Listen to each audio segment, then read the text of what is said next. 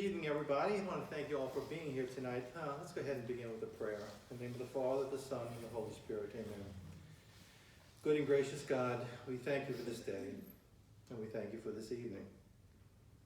We thank you for the gift of life that you have given us, and we especially thank you for the gift of life of the children that you have entrusted into our care. Heavenly Father, you sent your Son Jesus into our darkened world to bring us light and hope. Enlighten our minds and hearts to your will tonight. Jesus, you loved the little ones and said, "Let the little children come to me, and do not hinder them, for the kingdom of heaven belongs to such as these." Lord Jesus, we know that there are forces in this world and in our communities that try to hinder the little ones from coming to you.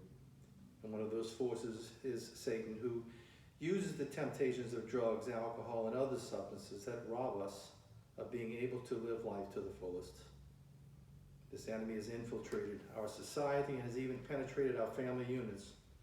Lord God, we know that you are our defender and our deliverer. We ask you now to come into this place. Be with us. Join us as we gather here in your name. Defend us, O Lord, and send the power of your Holy Spirit tonight to bring us the gift of wisdom, understanding, and knowledge as we arm ourselves with information to combat this enemy. Lord, in this feast of the archangels, we ask for your protection through their presence in our lives and the lives of our children.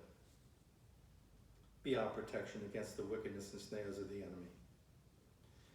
We thank you for love of these parents and guardians of our youth who have assembled here in your name.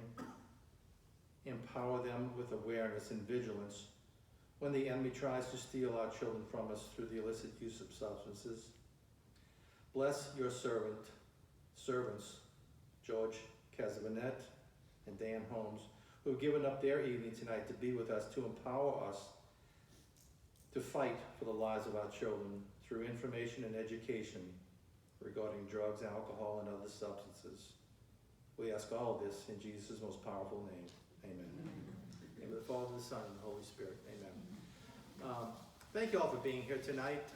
We never know on a school night, there's so many things going on. We never know what kind of attendance. Sometimes we have 5 people, sometimes we have 55 people. But I want to thank you all for being here. My name is Deacon Louis Bauer. I am deacon here at St. Margaret Mary Church. I started a substance addiction ministry here 10 years ago. It's for both the person with the addiction as well as the affected family members. And most of the phone calls I get are from parents and spouses. What do I do? Where do I go? Where's help?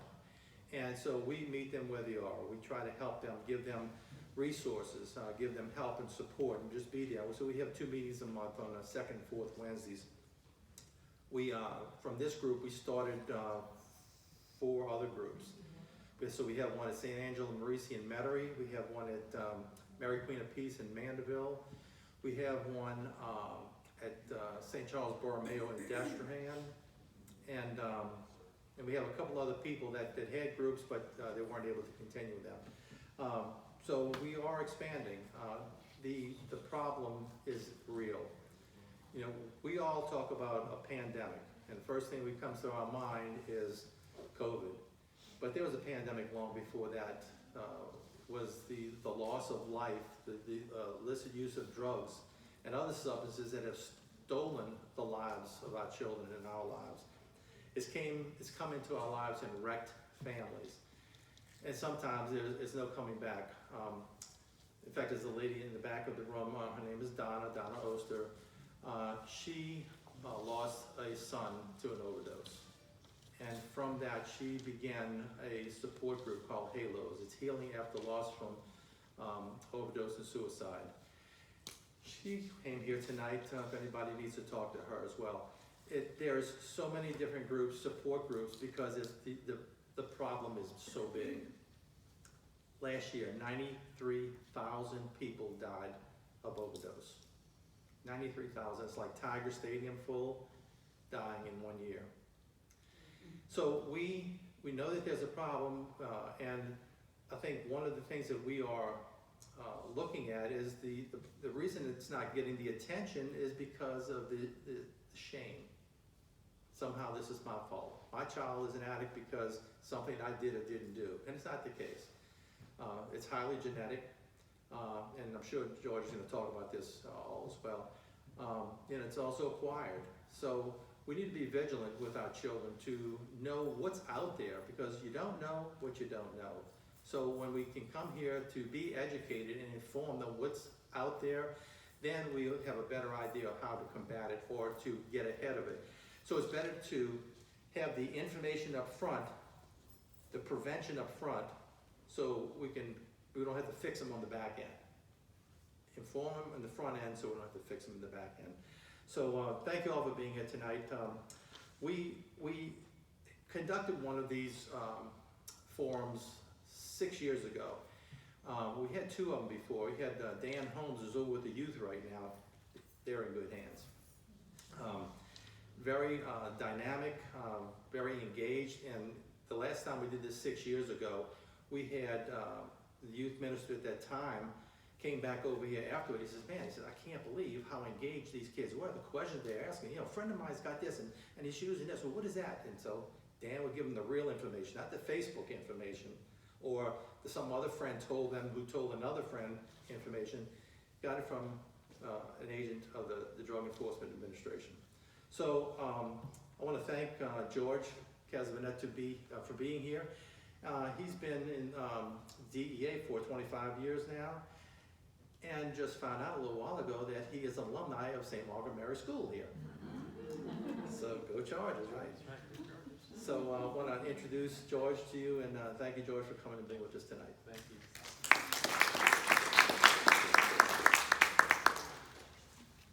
So, yes, I am an alumni. I still have my paperback yearbooks, all the writings in the back of it.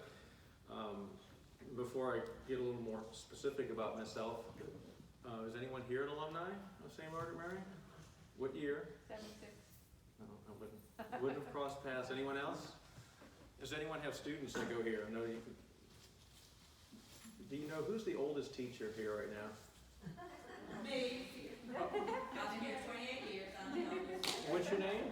Gay Knock. I didn't teach you. I started in 94. I've been here 28 years. Okay. I would have graduated in 84. Yeah. So when it still went up to 8th grade, right? Yeah. And my brother graduated in 81, and then we migrated over to Pope John Paul II. So I enjoyed my time here very much. I started here in 2nd grade, and before that we lived over in New Orleans East, and I went to Immaculate Heart of Mary, but I think that's closed. I think that closed after Hurricane Katrina. So, and I knew Father Carroll. I think his name's on one of the buildings here, and he was, we liked Father Carroll.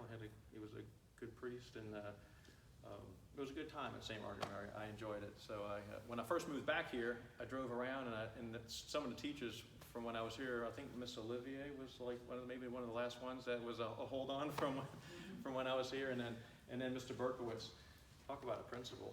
He was, I think he was eventually the principal over at Pope John Paul, and I said, we need more principals like Mr. Berkowitz, you know.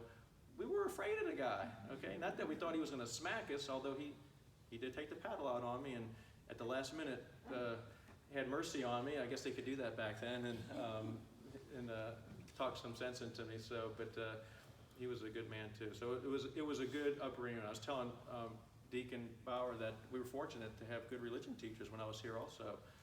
We survived some of the craziness of the 70s and 80s, and we graduated knowing a lot of stuff.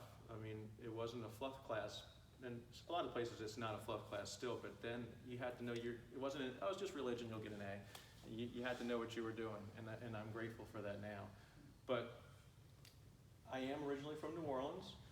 I came here, then Pope John Paul, then moved away, went a few years, went to the West Coast for 2 years, and then Virginia for 1 year, and then came back and went to Tulane, and graduated from Tulane, and I was in the ROTC program there, so I did 4 years in the Navy after graduating from Tulane, and then was hired by DEA in 1996, and was in St. Louis for 6 years, and I've been here in New Orleans for about almost 19 years now. And I can actually leave and retire, but I still enjoy going to work. So that's for another discussion with my wife. I've got 5 kids. The youngest is 16, just turned 16, and the oldest will be 25 in November. So, and 2 boys and 3 girls. So I know what it is with kids. Just leave it at that. So, but I'm just going to briefly touch on some things that I think may be of interest to you. And then, we can have some questions, because I've done this before where I could do like an hour and a half of PowerPoint and people are sitting there glazed over. Sometimes not glazed over, but sometimes they're glazed over and I'm like, I could do this for 2 hours and maybe not hit on what interests you. And that would be a shame if after an hour and a half or 2 hours, like, well, gee, that I didn't know about this or know about that, and I wanted to ask that. So we're going to talk about a few things that's of interest right now, and then we can. And once the questions start, usually they start going fast and furious. If one person will ask something, and then wait, I have a question about that too, and usually when it's time to disperse, it'll be like, I'll just be at the back if anyone has any more questions, and usually people are like, hey, what about this? So don't be shy when it comes to the questions, because I'll do the best I can to answer them, and if I don't know the answer, I'll say, I really don't know the answer, but I have an email address, and if you give me your email, I'll try to get the answer for you and send it to you. So, but it's been in the news, so we'll start with this. Well, first of all, I met the lady back there. What's your name? They had the thing for Halo for people that have lost loved ones with overdose or suicide. Does anyone here know, either personally or know of a family member or friend that has died from an overdose? Yeah. Okay. So I was mentioning at the back table that my cousin, March 6th of this year, my dad called me and said, hey, I just talked to Kevin. He found little Kevin dead in the garage, 30 years old.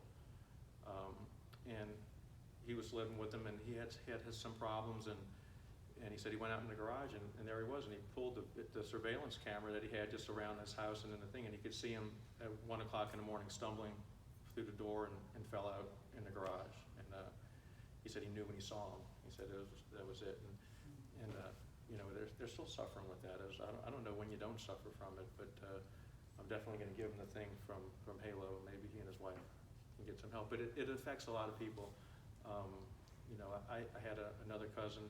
They lived down in St. Bernard, and she had issues the whole time from years and years and years. And she was only 2 years older than me, and she died about 5 or 6 years ago. And I'm sure it wasn't from an overdose, but it was from, in my estimation, a habitual abuse that just took a toll on her body. So these things can happen. They can happen all of a sudden, or they can just be a buildup of abusing the body, and your body just gives up. But the big thing that's in the news right now, of course, is the fentanyl. Has everybody heard of that? If not, don't be shy, because some of you may not have heard of it. No, I haven't. Okay, I so haven't heard of it. okay, so I don't watch the news, so I know it's depressing. I don't really watch the news either, so, but I'll pick up things on the radio, just like the highlights of things. But fentanyl is a synthetic opioid, but it's very potent. On the scale of you have your morphine at the hospital, and then you got your street heroin, and you have fentanyl, which is orders of magnitude more stronger than these other opioids. So it can kill you, as the other ones can too.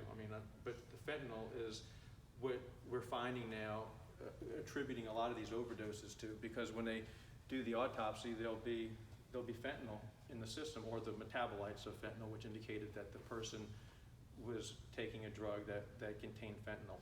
And you think, well, if it's so potent, So it's a pill? it's generally a powder.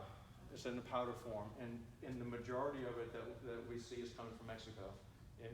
Some of it originates in China and makes its way into Mexico and then comes across the border. But we've also had instances in cases at the office where people are going on the dark web and ordering it, and they're just having it delivered to the house via FedEx or DHL, because it's coming from China and it's being delivered to the doorstep. The dark web, is people familiar with the dark web? Okay, so the, I hear it, but I Tell us don't know about if that. well, it's a special okay, website. What yeah. are we gonna look for? So the dark web is where they have you can buy and trade anything. And I had the same question. I'm like, well, okay, if I go on my computer and type in dark web, that you have to know what you're doing to access it, but it's not difficult. Okay, there's different browsers that you can put on your computer, like they call it it's like the Onion. It's an Onion browser, and you can download that. You have it on your computer. So if you start searching stuff on that,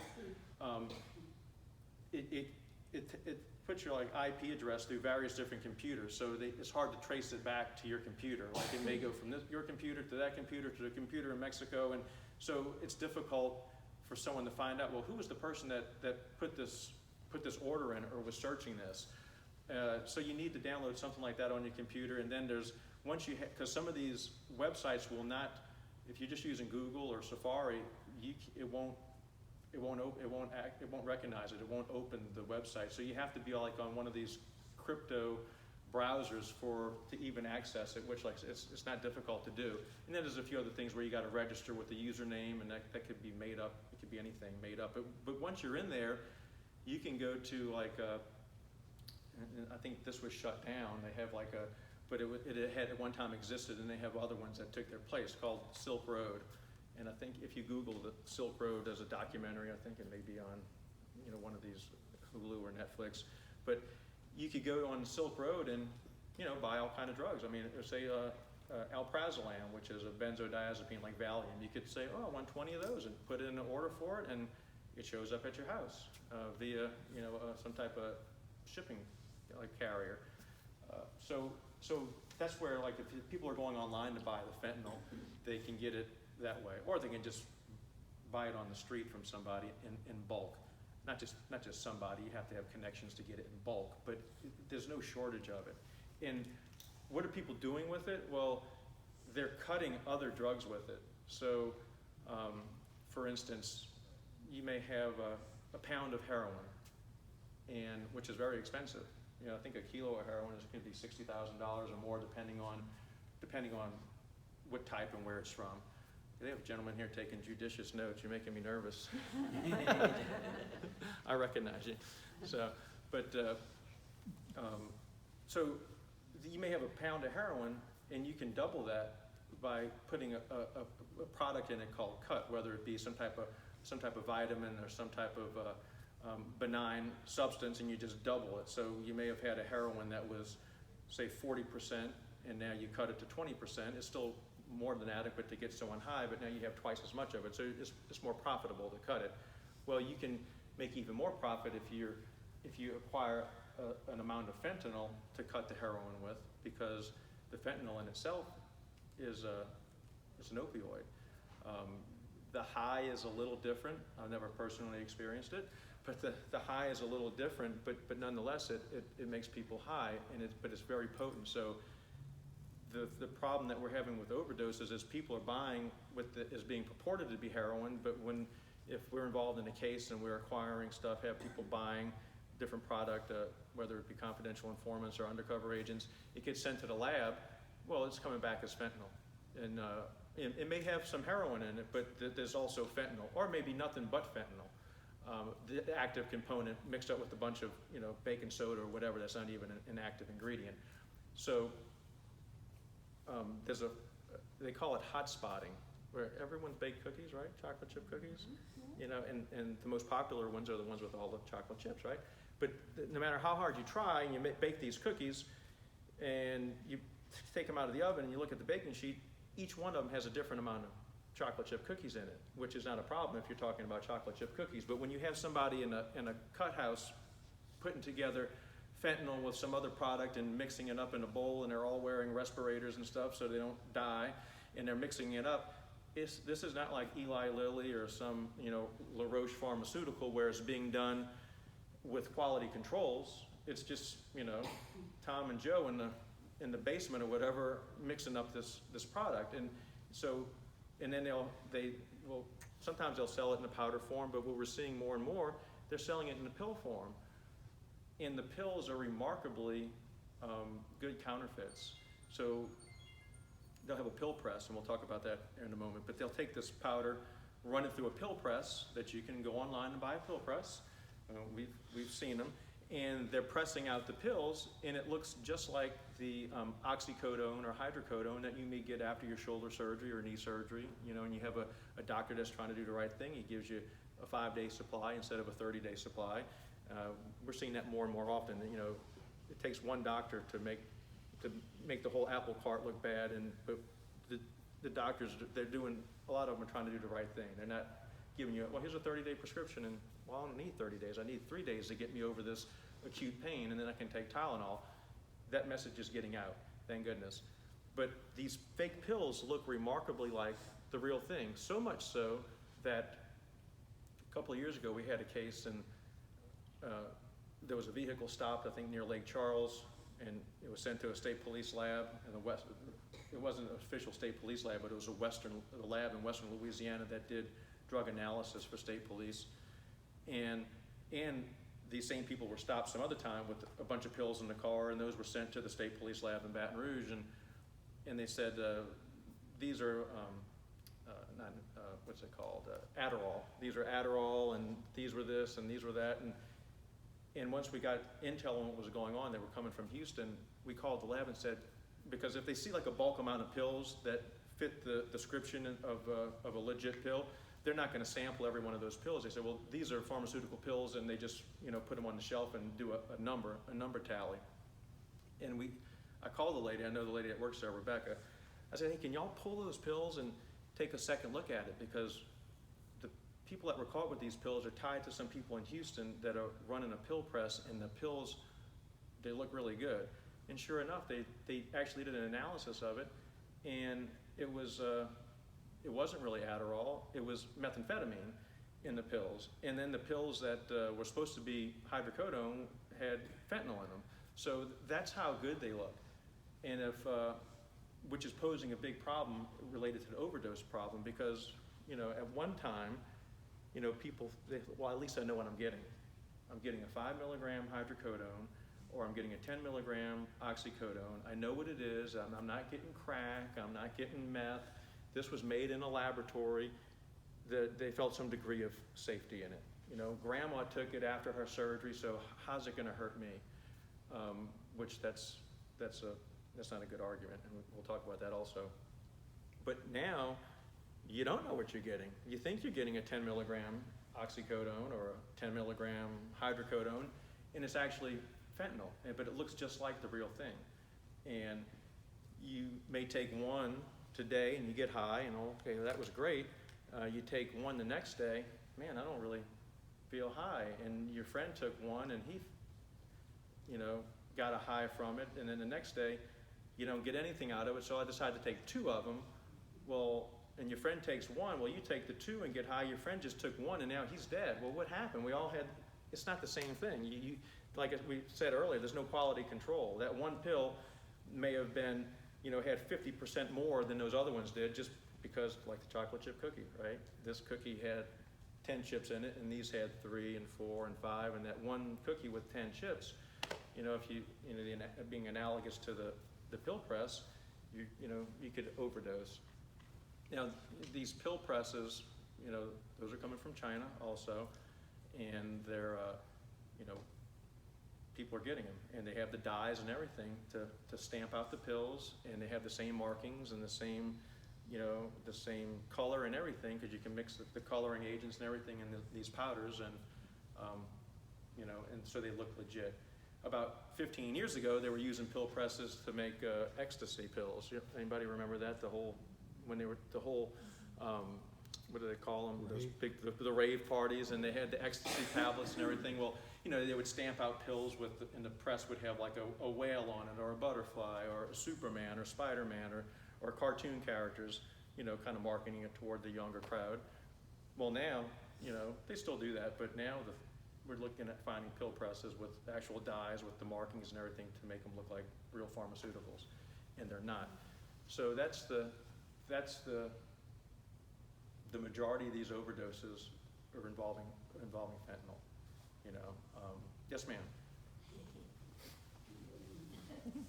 George, was just gonna give a little history about fentanyl. Mhm. I was an OR nurse for a long time, and what it was meant to be for and used was for the operating room, for the nurse anesthetists or the anesthesiologist. And they monitored it, I mean, totally. And of course, they monitored it if they gave some to a patient. And I think that was the thing with Jackson. I mean, he wasn't monitored when he was given to. So mainly they gave it after surgery, before the patient woke up with surgery for pain. And of course, the patient was monitored during, till they got to the operating room, and, to the recovery room, and totally in the recovery room. And that was my first experience with fentanyl.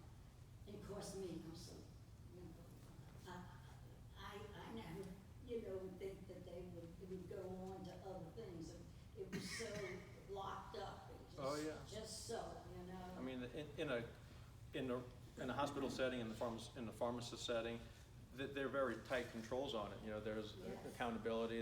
They're audited, and they have to you have to count for everything. It's all there.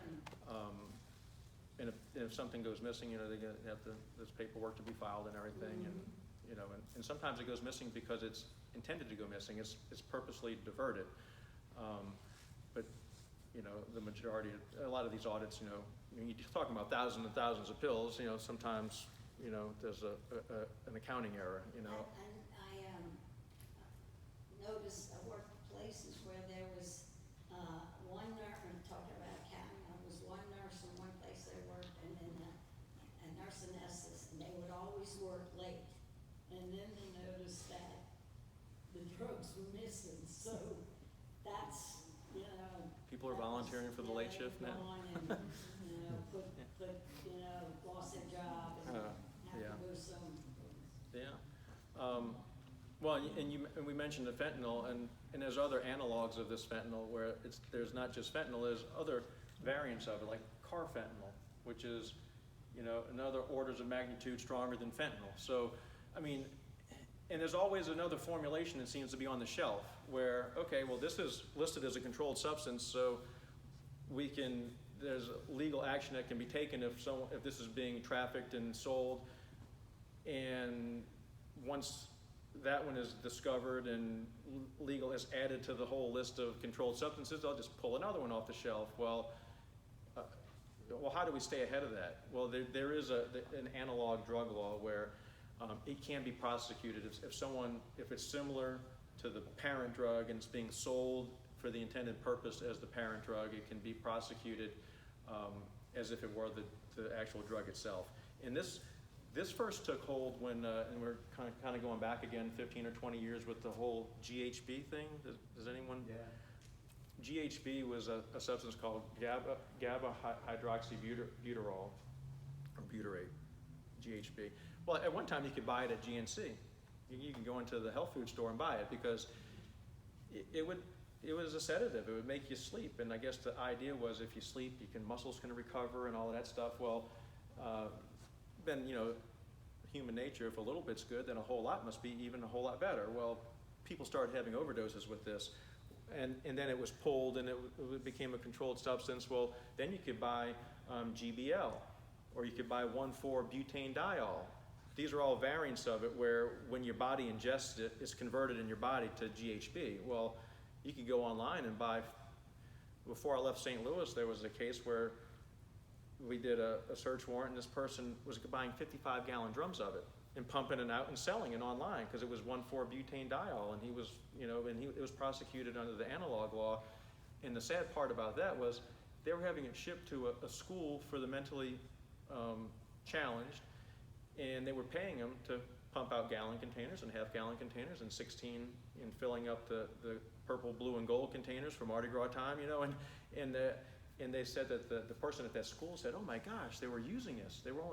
How much were they making off of this?" And he said, it was very telling. He said, well, he was so picky about how it was being pumped out it wasn't to the right level. He said, and some of the students had difficulty pumping it out and making it. He said, so for one of the, whether it was the 16 ounce or the 32 ounce, I said, I did it myself because I got tired of hearing him complain about how it wasn't being done right. You know, so that's kind of like a little backstory on the analog law where they can still prosecute these things, even if it's not a specific listed as a controlled substance. So the fentanyl, you know, that's where a lot of these overdoses are coming from. And they know it too. It's in some instances, the people that are buying this, they know it because we've interviewed people and they're like, I didn't think it was heroin because I could tell the high was a little different.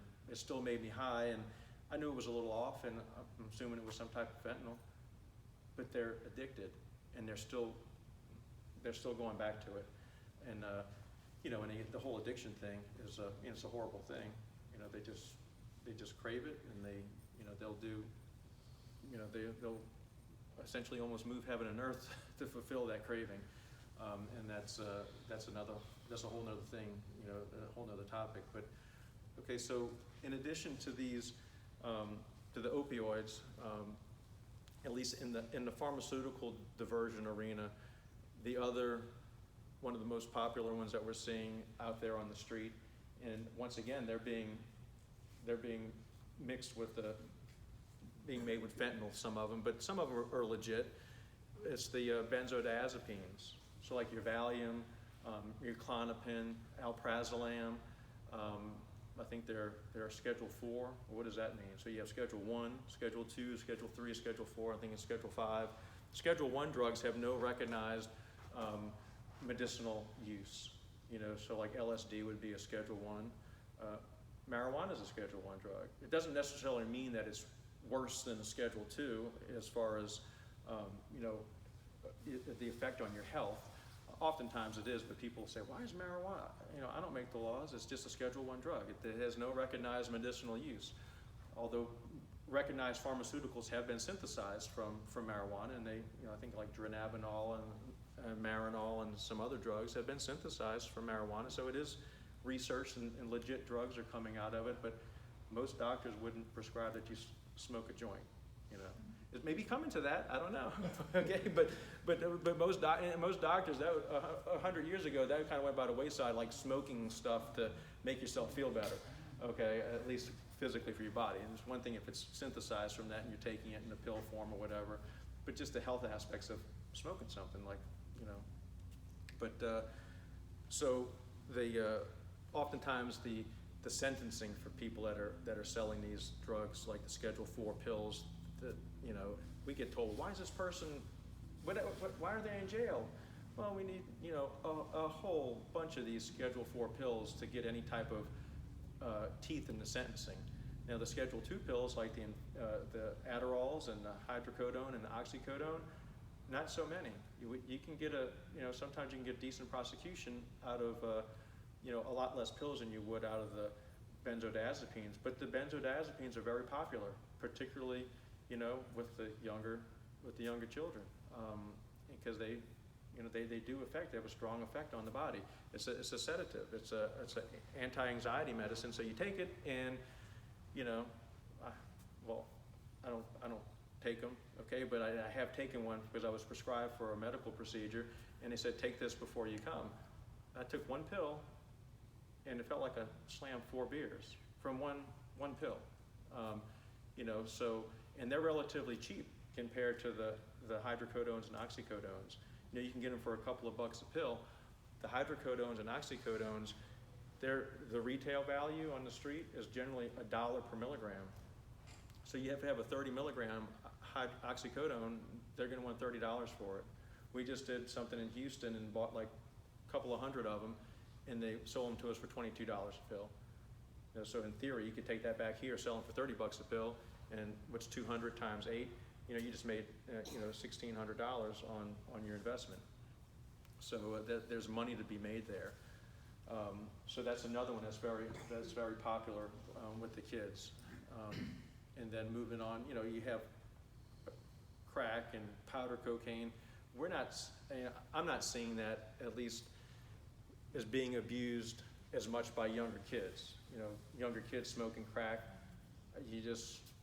Does it happen? Sure, it happens. You know, horrible things happen, but it's the pills and it's the marijuana that we're seeing. And I know the marijuana, in my estimation, oftentimes gets short shrift. You know, it's just weed, who cares? And we did a presentation at Tulane, and it got kind of confrontational, not physical, okay? But they had some of the students there, you know, they were aggravated with the presentation. And y'all may have seen it. It was called, oh gosh, the title of it will come to me. It was a 45-minute documentary that DEA did in conjunction with FBI. And it was called Chasing the Dragon, okay? And it was about opioid abuse. And every one of these individuals that had an addiction to opioids, with the exception of one person, she happened to fall down the stairs at our house, and her friend offered her a couple of pills to get her over the pain. She said, I took the first pill, and I knew right away I was addicted, okay? Every one of those other people, their story is they started smoking weed when they were 12, 13, 15 years old. Well, these students at Tulane, they said, that's an ill representation because not everybody that smokes weed is addicted to opioids. I'm like, well, did you see the same film I saw? I don't think it didn't say everyone that smokes weed is addicted to opioids, but in my experience, most people that are taking hydrocodone or oxycodone pills, or they're moved on to heroin. I mean, people still use heroin. It's out there because it's a lot cheaper than the legit pharmaceutical drugs. But now they're making fake ones. Those people don't wake up one day and say, you know what, I'm gonna start smoking crack today, or I'm gonna start taking. I'm gonna just start taking what. Oftentimes, this behavior starts with. Even before smoking weed, it starts with, underage drinking and underage smoking, because you're already doing something that, in theory, you shouldn't be doing. It's illegal to do. So you're already opened the door to this, illegal activity. And so then, well, I'll try some weed, and then it's a progression, okay? But with the caveat, the pharmaceutical is sometimes different than like the crack and the straight up heroin, because it has the perception of risk is lower. If you look at a curve, if the perception of risk is high, the incidence of use is lower. If the perception of risk is low, the incidence of use is high. And we mentioned earlier, well, grandma takes these pills. She had her shoulder operated on. I mean, I took them. I had several knee operations. So if Dad took them for 3 or 4 days, why can't I take them? Just to take the edge off, to get high, or to get over this rough time at school. Well, how do you answer that? Because I've had, like I said, I got 5 kids. They can be confrontational sometimes. Well, why? And you tell them why, and they still, why? Like the conversation's over. Why? You feel like you're on a merry-go-round talking to them sometimes.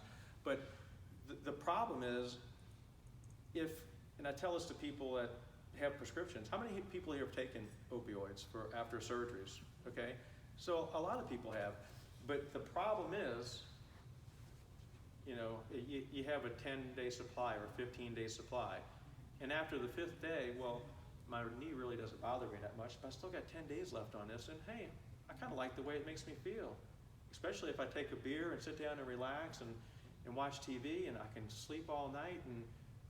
But the ibuprofen or Tylenol is sufficient for the pain. But I have a legal prescription, I'm just gonna take them anyway.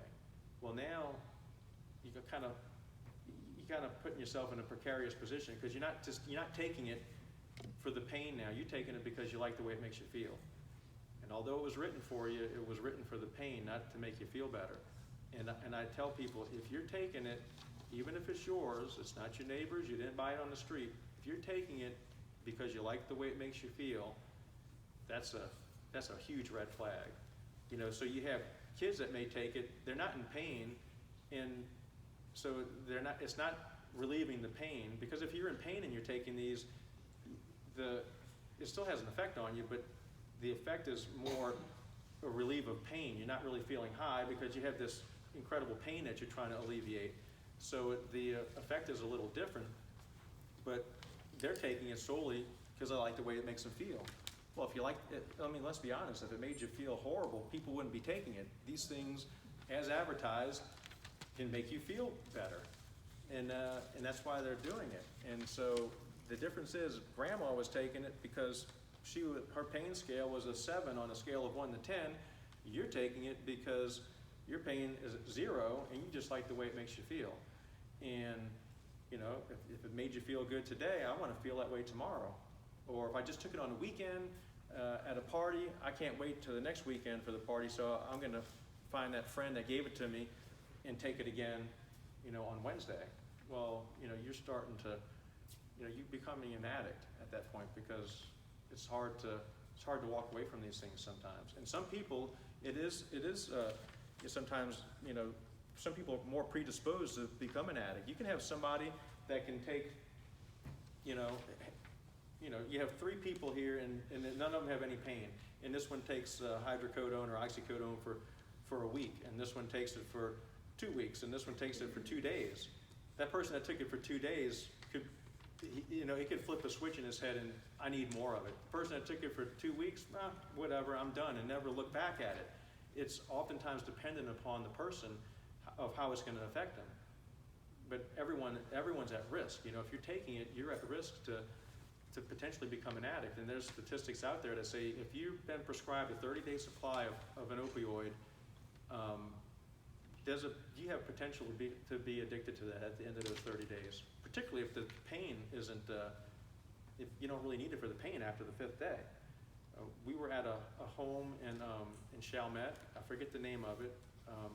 But it was like it wasn't even assisted living, but you had to be over 65 years old to live in it. You might be familiar with it. And it was a relatively new building at the time, 7 or 8 years ago. And they had patients in that home that if somebody got taken away in an ambulance because of some illness, they were in that room pilfering that room looking for the pills. They had people coming to the facility and trying to sell drugs through the fence at the back of the facility. And when the pressure was kind of being put on doctors to, hey, some of these things aren't necessary. These opioids are not for, I'm not a doctor, but I don't think they were intended for chronic pain, long-term pain. It's like acute pain. Well, so they started to cut back on prescribing these patients, and the lady the director of the building said, we got patients that are like in full-blown panic because the doctors have cut them off. They said, you really don't need this anymore.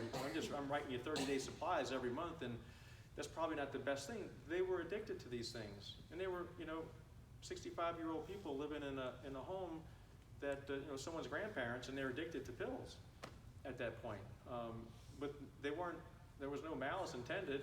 They just became addicted, and well, now they're cut off. They could become desperate.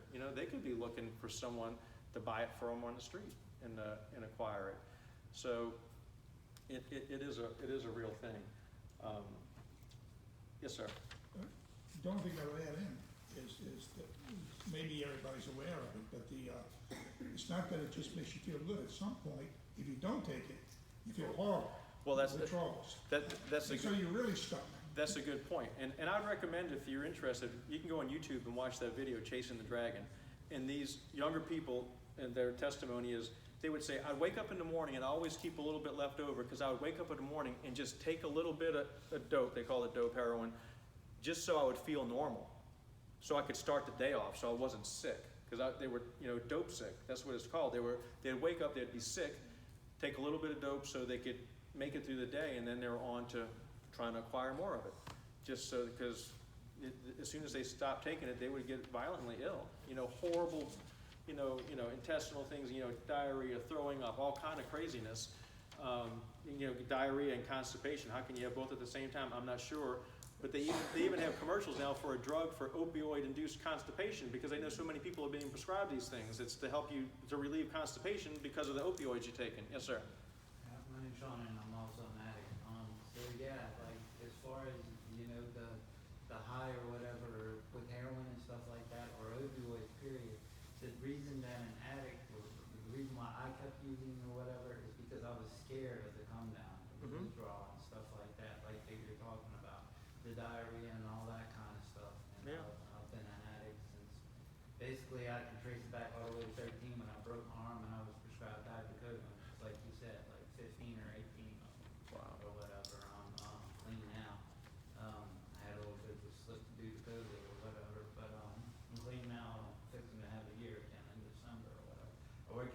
treatment center, and I see mainly a lot of heroin addicts and meth addicts are what's coming through. Mhm. Not anyone for marijuana or anything like that. It's the opioids and it's the speed pretty much. Yeah.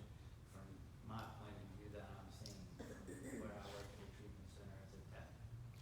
And you may see this also from where you're working. You know, back in the 70s, the majority of opioid addicts it was heroin. That's what they were addicted to. Now the majority of opioid addicts are starting with pharmaceuticals, and then they would gravitate to the heroin because it's cheaper.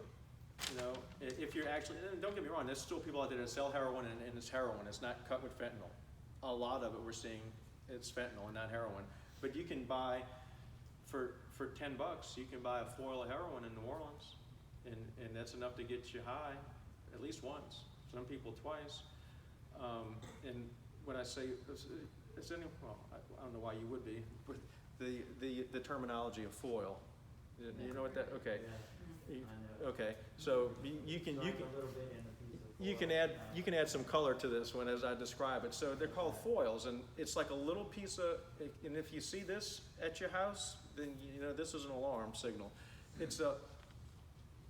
I'm not good with the metric system, so we'll say maybe like a half a centimeter, like 5 millimeters, Yeah. a little square, and it's just pressed, and it's like a perfect little square. Well, what's this? Oh, just some. I guess they were doing a science project at school.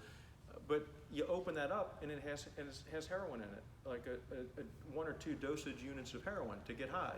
How many highs can you get off a foil? Well, for me, I was full blown at it Mhm. at one time or whatever. But when I first started, obviously, I could get high 2 times off of a Yeah. full pack. And with $10 a foil? Yeah. Yeah. 10 or $20. Yeah. There's 2 prices out there. Okay, Yeah. this price, and you know what I'm talking about, right? Yeah. They got Right. this price and that price. Okay. It depends on who's buying and who's selling. You know, you might pay one price and someone else might pay a cheaper price. But yeah, if you find a full pack, like you're saying, if you find a corner, looks like a gum wrapper kind of, Mhm. looks like a foil, perfectly made, probably about this big, there's definitely some drugs in it, probably, unfortunately. Yeah. So, be alert. Yeah, that's a telltale sign. And I haven't seen these here. This is just for trivia. I don't know what type of trivia games you play. It probably won't come up in your trivia games, but in St. Louis, and I've never seen it anywhere other than St. Louis, they call them buttons. And they were little gelatin caps. And you can order empty gelatin capsules to make your own vitamins, I guess, online. And they're little bitty, and you could buy them for $2. And they were called buttons, and the potency was only 2 or 3% if we sent it to the lab, but it was enough to get people high. And so people ask, well, where's my child getting all this money to get high? And it doesn't cost a lot. It costs you $10 to get a meal from Chick-fil-A or Cane's, okay? You can take that $10 and get high on heroin. So you could take your lunch money one day and just decide, well, I'm gonna buy some dope and get high. You know, or buy 2 5-milligram hydrocodones, or buy 5 alprazolams or Valiums and get high. So it's not cost prohibitive. Now, when you get addicted, well, now there's people that pay hundreds of dollars a day to buy enough dope to stay high and not get sick, and everything, like one guy in this video said, chasing the dragon, if it wasn't nailed down, the mother said, if it wasn't nailed down in the house, it was stolen and taken to a pawn shop. I had the cousin I referenced earlier, not the one that overdosed, but the one that died. There were children's games and toys were taken and presumably sold or pawned to get money to go buy dope. Okay, that's how addictive it could be, and people do it all the time. The gentleman here mentioned meth, and how can we forget about meth? The methamphetamine is crazy, and once again, it's the price has come way down. I can remember, 10 years ago or 12 years ago, whatever, it would cost us $2,000 to buy an ounce of meth, from people that were selling it, in the city. You can buy a pound of meth for, if you get it straight from California, for $3,000 or $4,000. It's and it used to be, and it was kind of funny because at one time it was called like the poor man's cocaine. Well, it was more expensive than cocaine back then. Now it's relatively cheap compared to, cocaine it costs close to $30,000 for a kilo of cocaine. Which is essentially 2 pounds, a little more than 2 pounds. You can buy 2 pounds of meth for, $6,000-8,000. It's pure meth. It's not the stuff that was made by the bikers in a bathtub. I mean, we've sent meth to our lab and it's come back 100% demethamphetamine. And it looks like, y'all remember Superman 2 with the big crystals in his crystal palace? They call them shards. It looks like broken pieces of glass that perfectly clear. And I tell you, they're proud of it. If someone is into meth, they will sit down for an hour and tell you, you can melt it this way, and if it runs this way, if it streaks, if it does this, you can do a purity test, and especially if they were ever into cooking it, you'd think they were like Bobby Flay. They'd tell you, talk your ear off about how to cook the best meth. And the methamphetamine is highly addictive also, very addictive.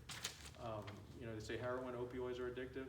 The meth is extremely addictive, and it makes you high. It's a speed. It's an amphetamine. The opioids will make everything slow down. The speed, you can take that, and people have given testimony. I was up for 72 hours nonstop without sleeping, being productive at home. Taking apart a TV and putting the TV back together, taking apart my vacuum cleaner and then vacuuming the whole house, just occupying themselves with just doing stuff. And then they're on to the next one. So what are some of the things that people use to take these things? I'm gonna hand out these books, and they're so interesting. I was afraid to hand them out before because you'd be absorbed, consumed with the book, and you wouldn't even be looking at me. So I'm gonna hand those books out afterwards, and they have pictures of all of these things. They got pictures of paraphernalia in there. They got a lot of good information that's in there. But some of the things that related to, we mentioned the foils for the heroin, but how do you put this in your body? Well, obviously with the pills, you just like you would an aspirin, So how do you know if someone's taking these pills? Well, your child probably shouldn't have pills hanging around in their room or in their book bag. Vitamins was, I've seen people take the methamphetamine, put it in there, or heroin, put it in there to ship it or whatever. They got the vitamin gel caps that can just pull empty them out. Right, or even not even go through all of that trouble, just put them inside a little box of Tic Tacs or a little box of Skittles, where unless you take them out and examine them, well, wait, this one looks off, it doesn't look right, they're easy to hide amongst things that are similar. So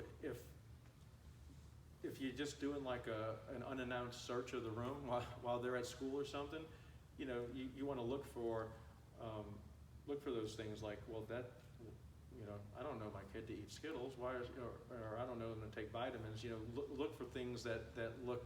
You can tell if something isn't, sweet tarts or whatever. You're used to what those things look like. If something looks a little off, put it aside. If you think there's something strange about it, call the sheriff's department. Call our office. We can't investigate everything because, there's people call, and I feel bad about it because they'll call and say, someone's selling dope at Walk and Don't Walk. Well, we can't rush out there for, everything, but I mean, we certainly can look at something and tell you, give you our opinion on it. If you think something doesn't look right, then it may not be right. Do a little more digging. Some of the paraphernalia, Deacon Bauer mentioned that someone had said to him something about like little scouring pads.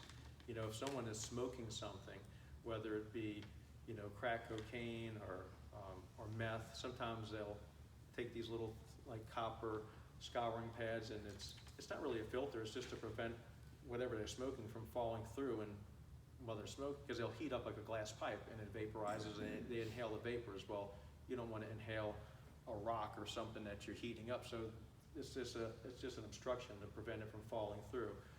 People, they have coalitions that are big on this because they try to get these things taken out of gas stations. You can go to a lot of gas stations, and why are they selling roses at the cash register in the gas station? And right next to the roses, they're selling, scouring pads. Well, the rose is in like a little vase. It's a crack pipe or a meth pipe, and you buy it for $2 and pitch it, and then you have your scouring pads right there, and you have what you need to smoke the, it's just like a little, It looks like Throw the rose away to keep the vase for it's the. like a glass tube. It's open on both ends, so you can smoke out of it. It's akin to selling some of these cigars that, why are cigars now so popular at gas stations? Well, not everyone, but people buy those to cut them open, take the tobacco out and fill them with weed, and smoke weed. Some of the other things are, as far as if the marijuana, where a lot of this starts, if you can look in someone's pockets, you can look in their backpack, and if you see debris, like what is this? Because we get a lot of weed coming through the airport, and believe it or not, we had people just the other week, they coming in with 4 suitcases and they got 80 pounds of weed, nothing but weed in the suitcases, and they're taking it off the turnstile, and and like, what are you doing? I didn't know that was in there. Okay, whatever, but in their backpack, searching the backpack, and you can see debris. It looks like, they call it shake. It's just like the filler that's coming out of the weed. It kind of looks like oregano or thyme. If you see like vegetative matter in your kid's backpack in a zipper compartment, well, maybe they had weed in there. A gentleman mentioned over here also the foil wrappers from like gum. Any type of foil, like extraneous foil, unless they're doing a science project, why the foil in your room? Another thing is, if you see and we see this in houses where we go do search warrants, the plastic bags, like a Ziploc bag, the corner of it popped off, and it's just like if you had a bag full of water and it kind of looks like a cone. Well, imagine that very bottom tip where the water is. We see those all the time, like the ends of a plastic bag, because they'll buy the dope in like a little knotted plastic bag, and they'll cut it to get the dope out of it. Or if you see the other end of it, like a plastic knot, that's a dead giveaway. Why did I see this, the end of just cellophane knot? It's because it was part of a little bitty bag that contained crack or meth or heroin. Those are some of the things to look for. And one of the big things too is, if you're not seeing physical evidence, but just the change in the individual. They have a year ago they liked going to ball practice. They had a group of friends. They liked doing things. They seemed to be productive. Well, now it's like everything's different. They have no more interest in learning to play the piano. Their grades have dropped. They don't associate with Tom, Dick, and Harry anymore. It's people that I don't even know who they are. Their friend circle has changed. In their behaviors, the behavioral changes coincided with that. That's a big signal also, because, I tell people, most people aren't doing this. A lot of people are, but most people aren't doing it. And if the people around you are doing it, you need to find new friends. Because, to quote one of the girls in the video that I keep referencing, Chasing the Dragon, she said, if you look at your friends will, that's who you're going to be. If you're hanging out with people that are doing this, that's where you're going to gravitate to. I told them I went to Tulane. I said, was there people smoking weed and doing whatever at Tulane? I'm sure. I never saw any of it, because that wasn't the friend group that I hung out with. And it would have been easy to hang out with those people, but there was too many other things that I did to distract myself. Probably some of it to excess, and but it wasn't in that circle. And most kids aren't doing it. Like if you they have studies out there. If you ask the kids, well, who's doing this in high school? Which percent of the senior class is doing it? Oh, 80% of them. So and then the reality is usually a lot less than that. Although when we're talking about weed, they say 42% of high school seniors have smoked weed, at least tried it. Now of that 42%, maybe 50% of that 42% continue to use it on a quasi-regular basis. But the other 50%, like, dude, I don't want to deal with it. And they don't. So the majority of people aren't doing this. One thing to be concerned about is and we have a pie chart that shows this. The vast majority of people that their first use of a drug, any drug, is given to them by a friend. Well, you know, a friend. What type of friend? With friends like that, right?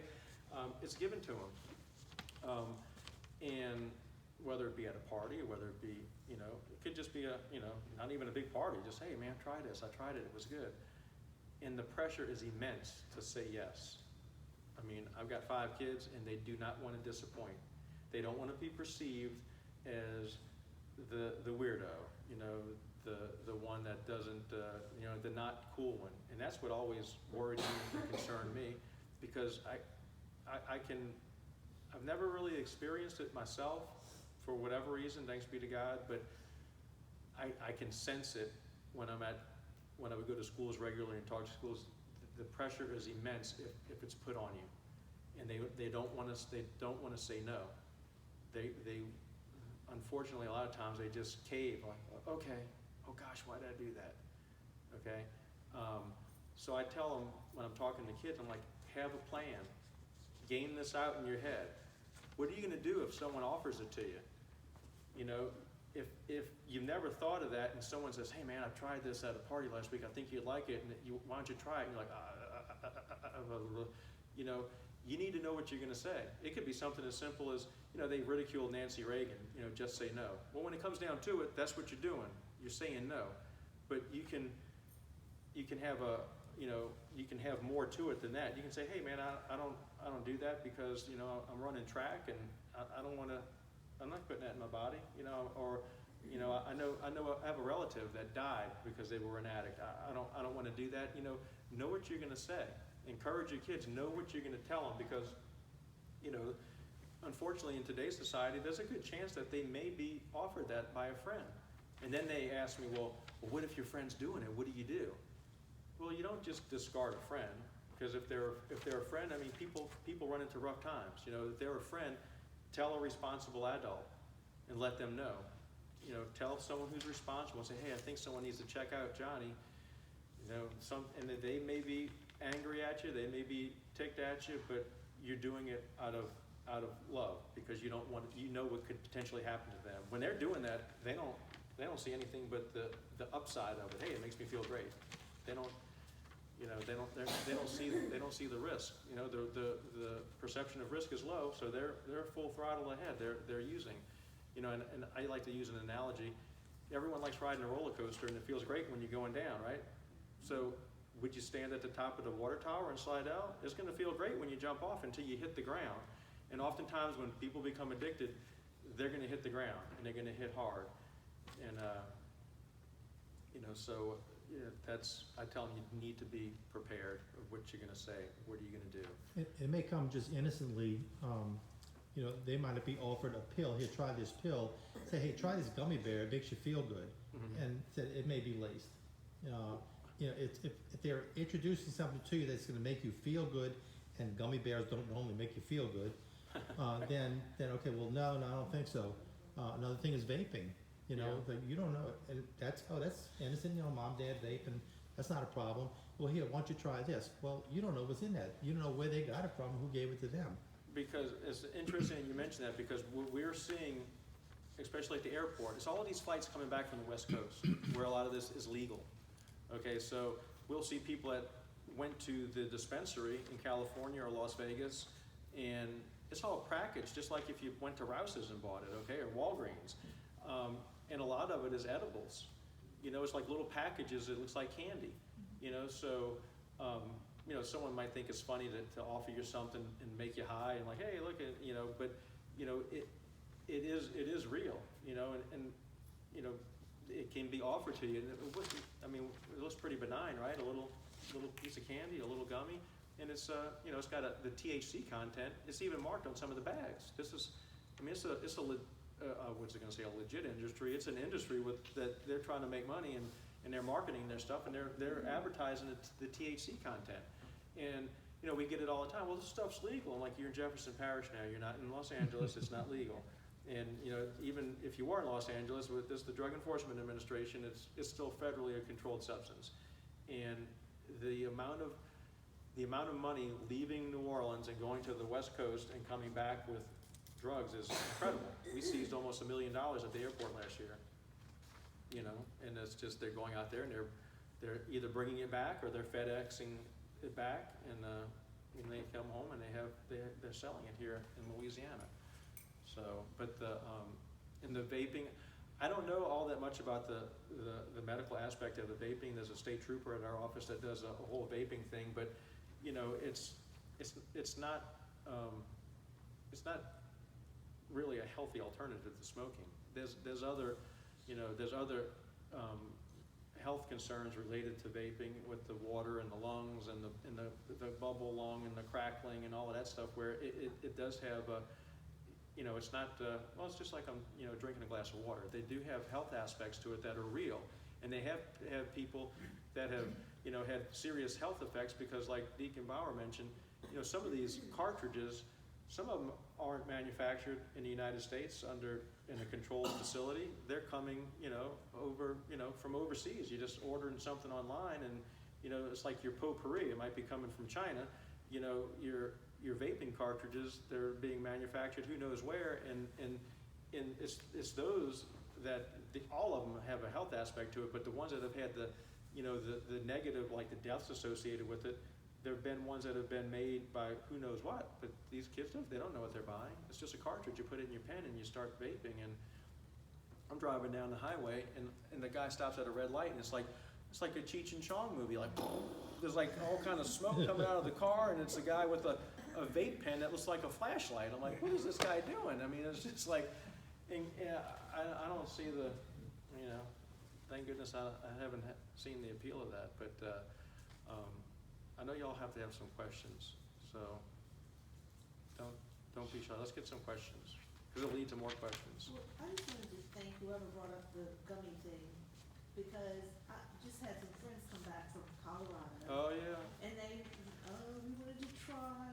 you know, we've never done anything, and they were describing their chocolate bar Mhm. that looked just like a chocolate bar, and it had little pieces, you could, you know, okay, I took my little piece, you know, that looked just like a legit Mhm. Hershey bar that has those little squares, you know, Mhm. and I just never even thought, gosh, now we gotta worry about, you know, Yeah. kids want gummy bears, or here's a piece of chocolate. I mean, that looks just like all the stuff.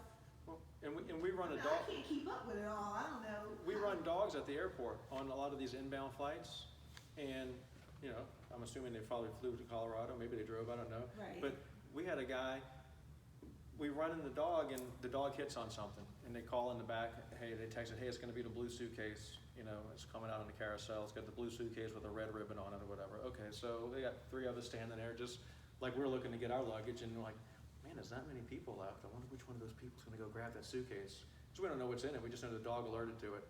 Well, there's a guy standing there with a aid dog, and we're looking at the dog. It's a cute dog. Lo and behold, this guy walks up, gets the suitcase, and he starts walking away with it. Like, so we go up to him and approach him, and he's like, well, yeah, I'm Professor so-and-so, and like, you got anything in your suitcase? We got an alert on it. Well, do I have to tell you? Like, well, you don't have to even talk to us, but the dog alerted to it. You can leave right now if you want, but we're keeping the suitcase, and we're gonna get a search warrant for it. Or you can consent to it. It's either way, the bag's gonna be open with the dog alert. Just go ahead and open it. I just came from California, or maybe it was Colorado, and he had some edible stuff in there, or like a little vial of weed and everything, and he's like, you know, I'm a consultant for such and such school and everything, and this stuff's legal. And I'm like, no, you're in Jefferson Parish. Point being, like people like you, like your friends, they go to these places where it's legal, and I've always told people that, you know, we're just a stopgap. We're not, you know, we kind of, like they say, locks keep honest people honest, and you know, and drug law enforcement kind of, you know, they keep a lot of honest people honest, because let's be honest, when it's not illegal, you have some people, the sole reason they're not doing it is because they don't want to run afoul of the law. When you take the veil of, you know, it's illegal, it's this, it's that, when you remove that, they want, well, I'll give it a try. You know, I can't get in trouble for it. Well, when they go to Colorado or Washington State or California and they buy this stuff, you know, they're thinking, well, it's not, you know, there's nothing wrong with it, it's legal, you know, and it may just stop there. They may just eat the candy bar and like act goofy and get high, and that's the end of it, you know. But you know, they have shown in these places, and Alaska was one of the first places. It was years ago. There was some legal thing in Alaska where they decriminalized weed or whatever.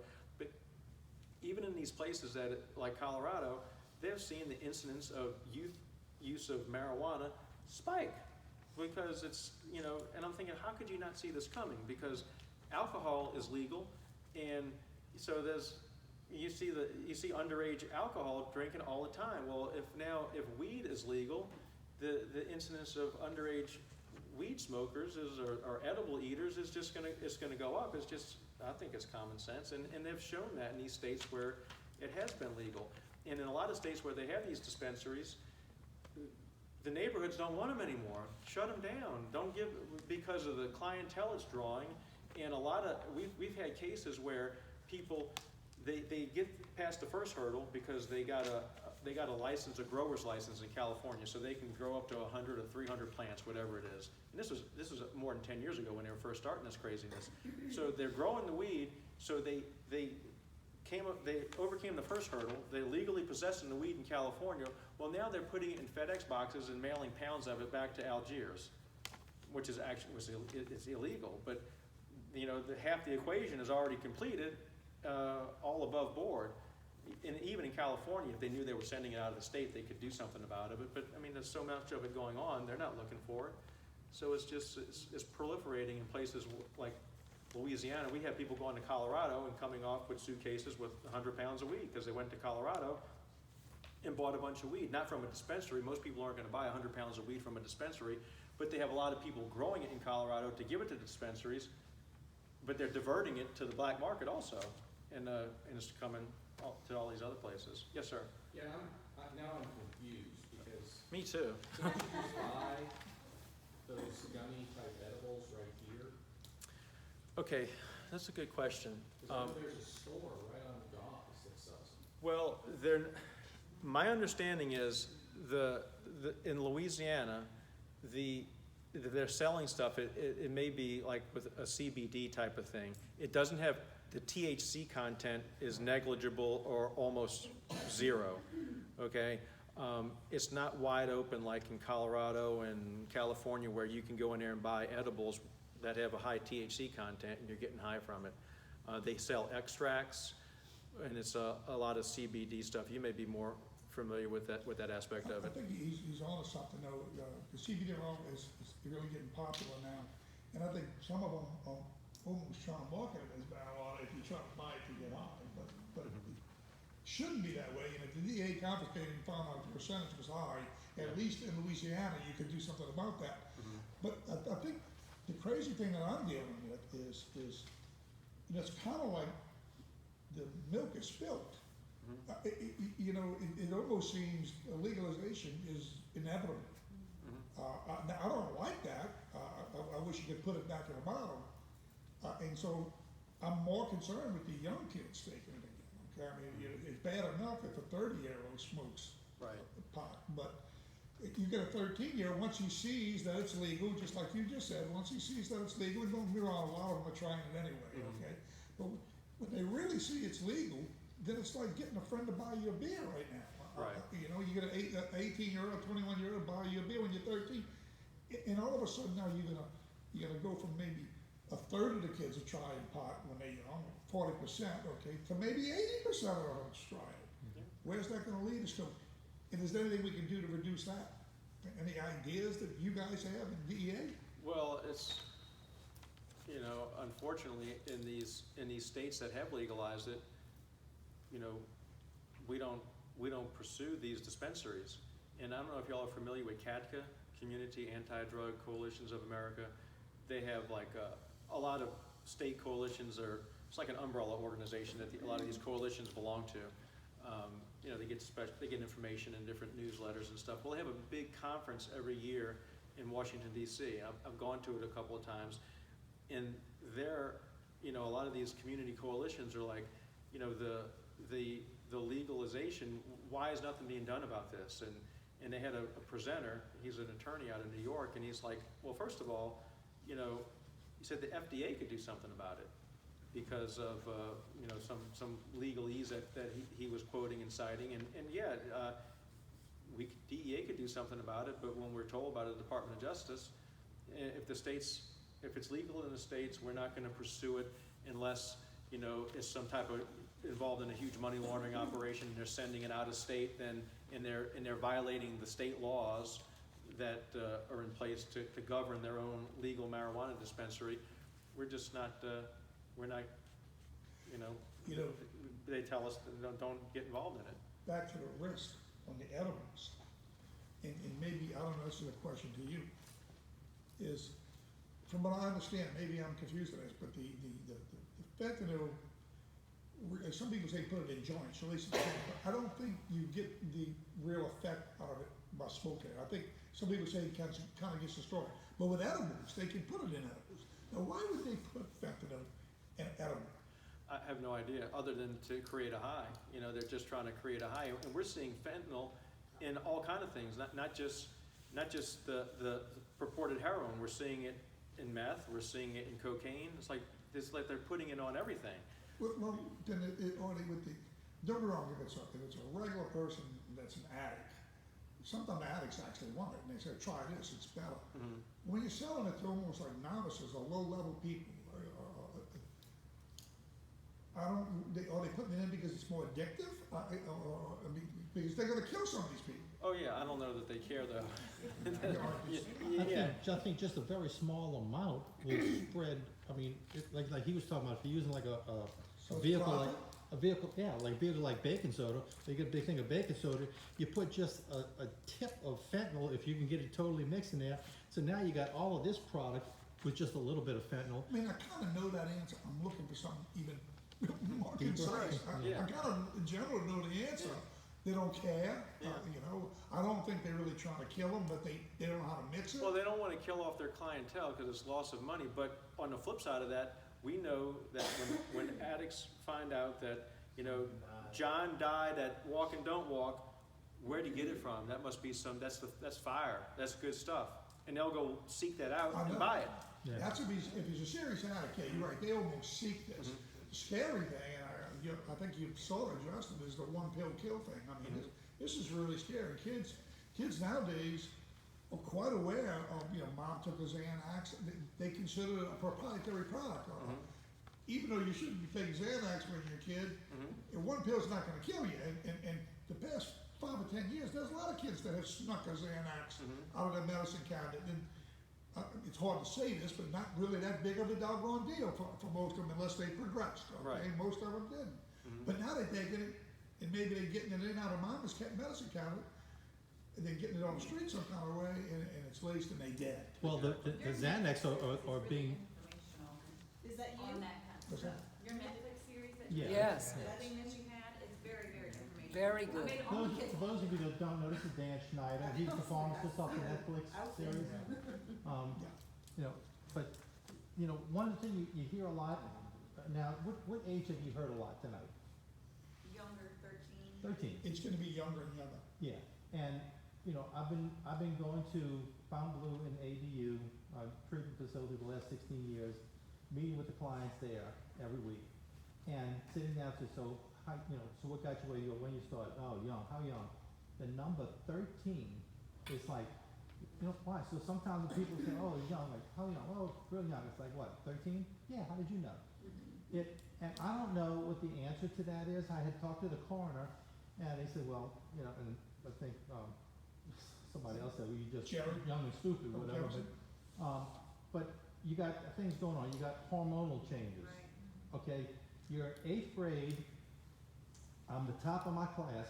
Now, the next year, I'm going to be the lowest one on the totem pole. You know, so I want to fit in. So I'm going to try things and do things that I don't normally do. And, you know, so you got all that going on, the peer pressure, you know, trying to fit in. And I think that's where a lot of it comes in, but 13 is the number that comes up all the time. And some people tell me, oh yeah, I was a late bloomer, I was 16, you know? And Well, the ages are getting younger, I think they marketed it now. I mean, is there some conspiracy or something? I don't know, but it seems like they're marketing to younger kids. I mean, Yeah. especially with this fake stuff Yeah, that you I buy don't- online. I don't, you know, in my opinion, I don't know that as a, you know, some of the edibles and stuff where they're making it look like candy and stuff, yeah, they're trying to, just like, you know, the cereal is marketed for kids that have an interest in it. But the stuff, you know, like the stuff that's on the black market that's not, you know, being sold legally in various states, I don't know that they're particularly marketing it to kids. I just think that the society as a whole is just, it's being normalized in songs, on TV, everywhere you turn. It's especially with the weed. It's you know, it's jokes are made of it, and everyone's doing it, and it's just another thing that's out there to numb them. And it just how many kids are suffering from depression? How many kids they can't stand, you know, going to school?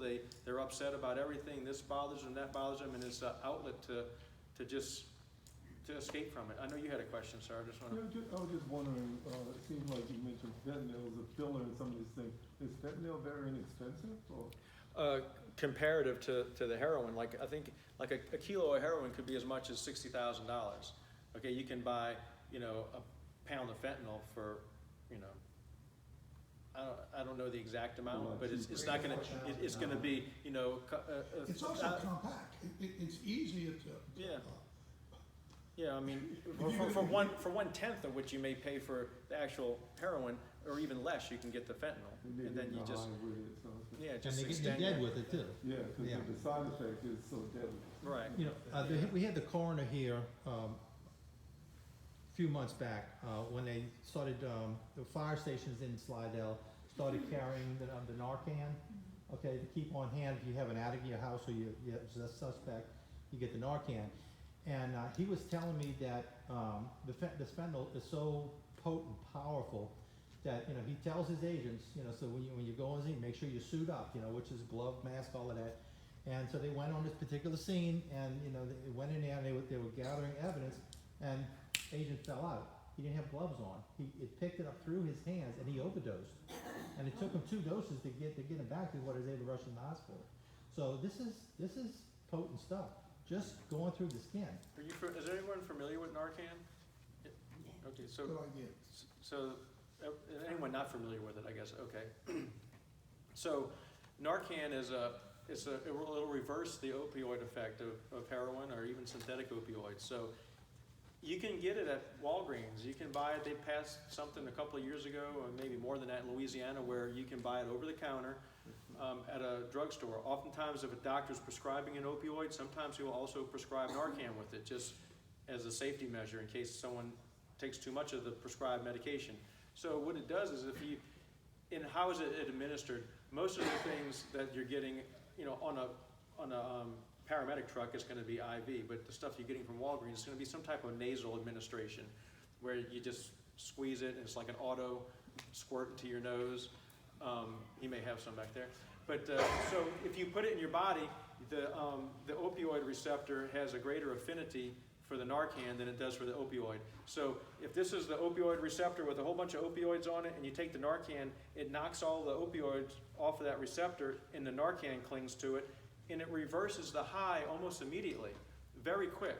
Thank you. So it's a very quick reversal. You know, and oftentimes the person, if they're almost dying, right, they're experiencing the best high ever, and they can be agitated when they come off of that high. Or they can get sick, immediately sick, and they can start throwing up. There's, you know, lots of things that can happen.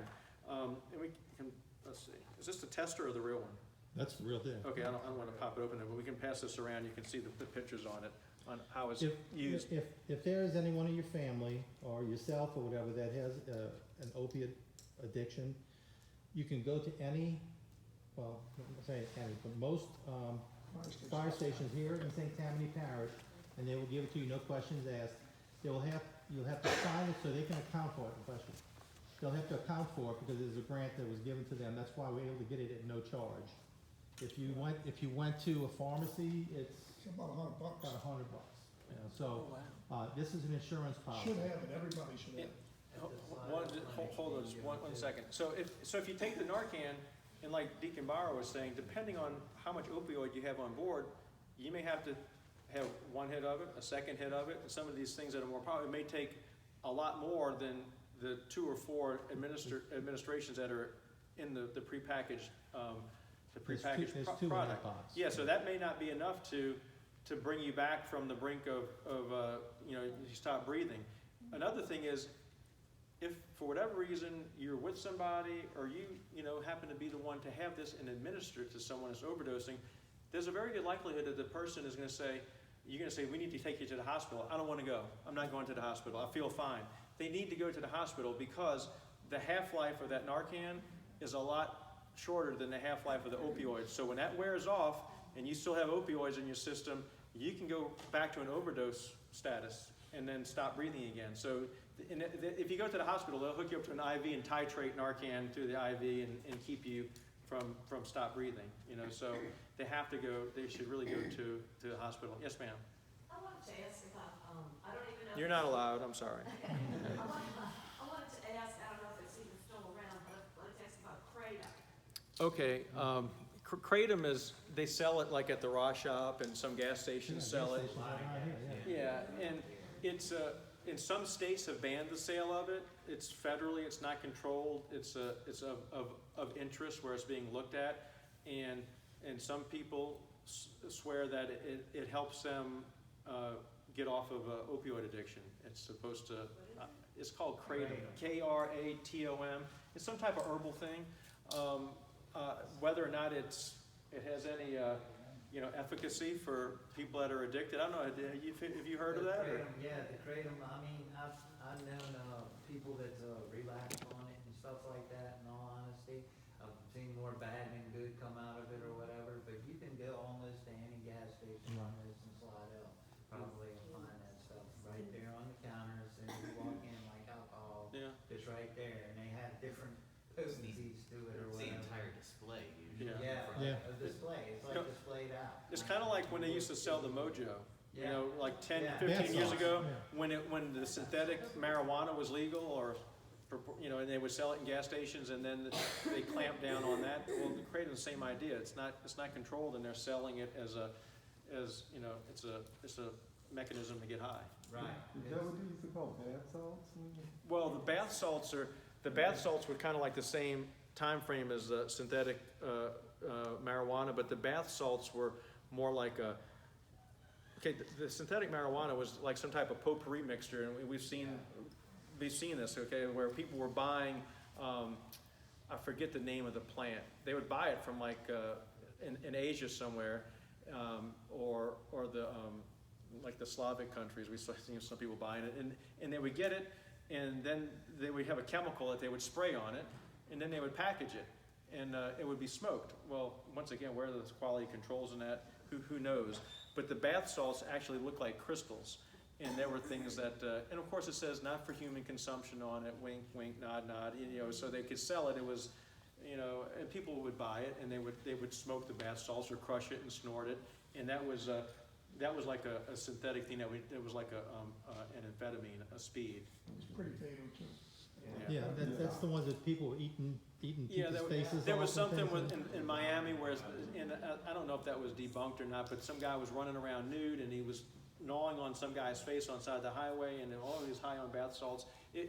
Whether or not that was true or not, the pictures were true. Whether or not the guy was on bath salts, I don't know, but it did induce like a psychotic behavior in people not everybody, but in some people that were using it. Even with the synthetic THC and the synthetic marijuana stuff, they've had people that have smoked that and just never been right afterwards. Never been right. I died back in 2013. Yeah. Came back and they had cut my shirt off me and hit me with the adrenaline shot. So, and I'm good. So I had seen it or whatever. I've seen the effects of it, and after I died, then I lost like 3 or 4 friends actually who died and didn't come back from or whatever. And the reason why I did it is because whenever it was legal, the legal pad or whatever, and also I was on probation at that particular time, and I was hearing in Covington jail that, hey, that stuff is legal, man, and they can't find it in your pee. Yeah. And me being the addict that I was, I smoked it. I'm really lucky that I got a brain left. I smoked it for about 1.5 years. Yeah. it's interesting you mentioned the drug test, because you can go to Walgreens or CVS and buy a drug test and administer it to yourself or to a friend, a loved one, a child. But they don't test for everything.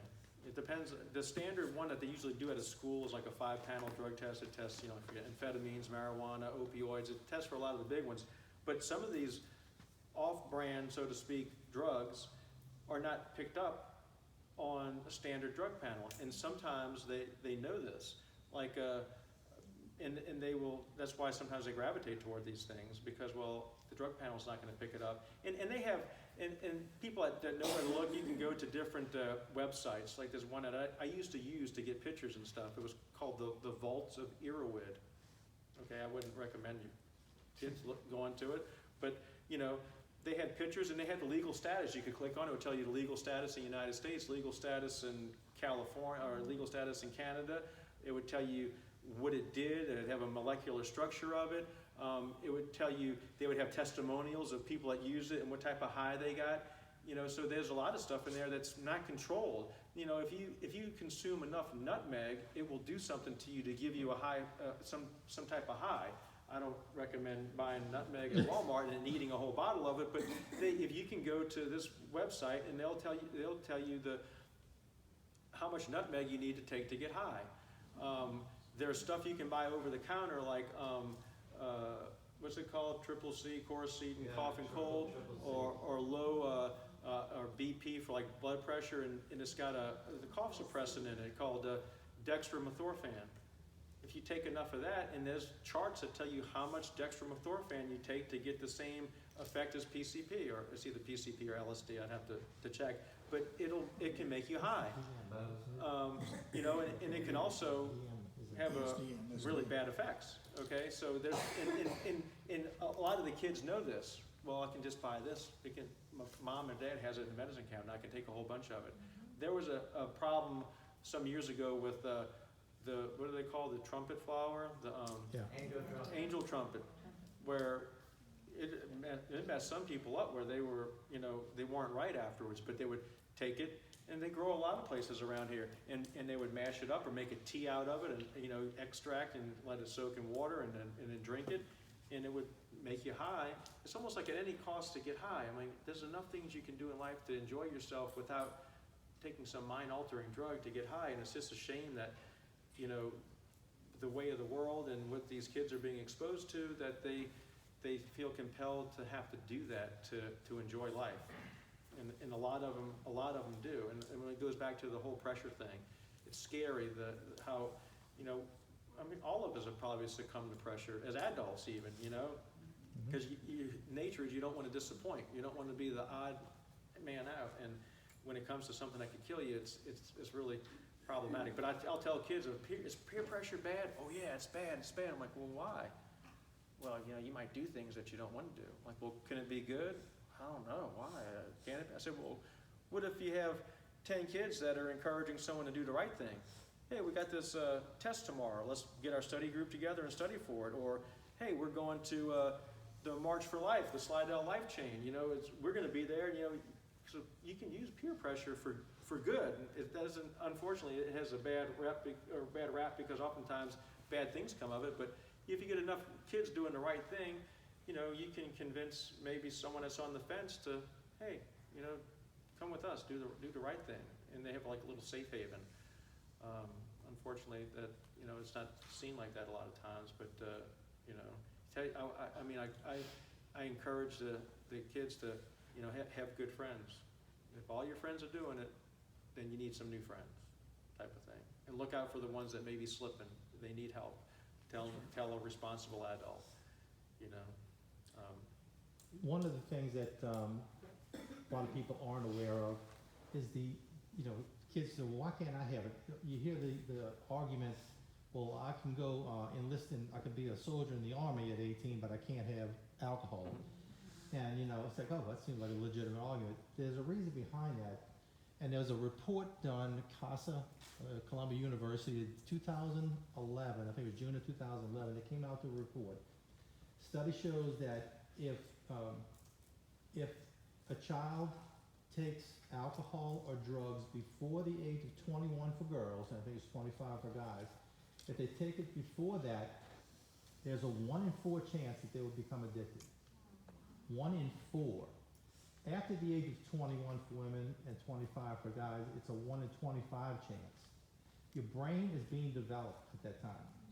And what happens when they ingest something or they drink something, then the brain starts, your brain's trying to make its routes and get wired. It's finding another way to get wired. So it's getting wired through some kind of altering substance. And then when they don't have it, it has to have that as opposed to growing on its own.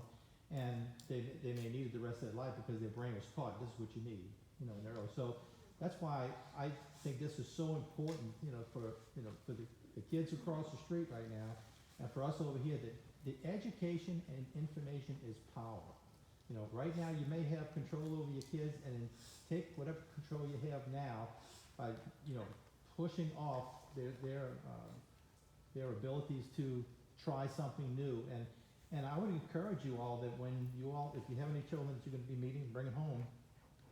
Say, how was yours? Mine was great. What did you learn? This is what I learned. And start a conversation. That's a windshield time between now and home. Have a conversation now. Have a conversation home. And talk about the things. Get it out there. And, you're going to find out things that they're going to teach you that the other agent's teaching them right now, and things that George is telling us right now. So keep that conversation up there. Keep it up in the open. So when something may come up in school, then they may be more apt to say, hey, you know what? Remember what we talked about? Somebody approached me today with that. Then maybe that conversation would have taken place if you wouldn't have been here tonight or talked about it. So I encourage you all to do that. Well, and one of the things I find infuriating, and is that and y'all probably know if you got kids in high school, the parents that host parties at their houses, and they know they're supplying the alcohol, and they think, it's almost like they revel in the idea that, hey, I'm cool, these kids are coming to my house and drinking. I'm like, that's like they've lost their minds. And what I find aggravating is I don't know about the public schools, but I know a lot of the private schools, they have like a code of conduct. And if you're doing something that's unbecoming or illegal or whatever, whether or not you're on Pope John Paul's campus or St. Scholastic or if it's on your own time and off campus, you're still accountable for it.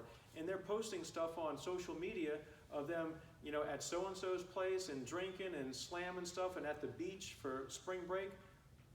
Why aren't they, I'm assuming some of the administration, they're afraid of the parents. I don't know. Why are they not being disciplined or being suspended? Hey, and you're a repeat offender, you're out. Because that's having an influence on, at these high schools now, you have 8th grade girls that are mingling with seniors. So ostensibly, you have a 13-year-old kid hanging out with an 18-year-old on campus during lunchtime. I don't know how they separate lunches, but some of these schools aren't that big, so there's overlap.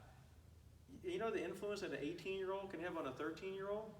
Because they want to be like the seniors are, and they're only in 8th grade. So, well, this is what they do, and when they go out for spring break, I can't wait till I'm a junior or a senior, and I can go wild at Fort Lauderdale or Destin Beach. And I know the schools know about it, because my kids tell me about it, and they're kind of aggravated because I'm like, you're not going to that party. Oh, Dad, well, you're not going. And they know that because they're all talking about it at school, like, well, after ring mass, they're going to so-and-so's place for a party, and it's going to be a big blowout party. If it's that common knowledge, you think the administration knows about it? Why doesn't the principal show up and knock on the door? Hey, I wasn't invited. Oh, and everybody that's here, don't bother coming to school tomorrow or the next week, you're suspended. I'm assuming that they wouldn't like me if they put me in charge for a month or two at one of these schools. They would it's kind of like the old thing from Full Metal Jacket, the more you hate me, the more you will learn.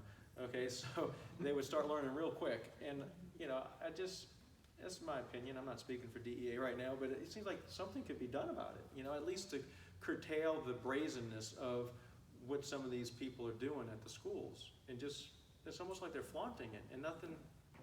Yes, ma'am.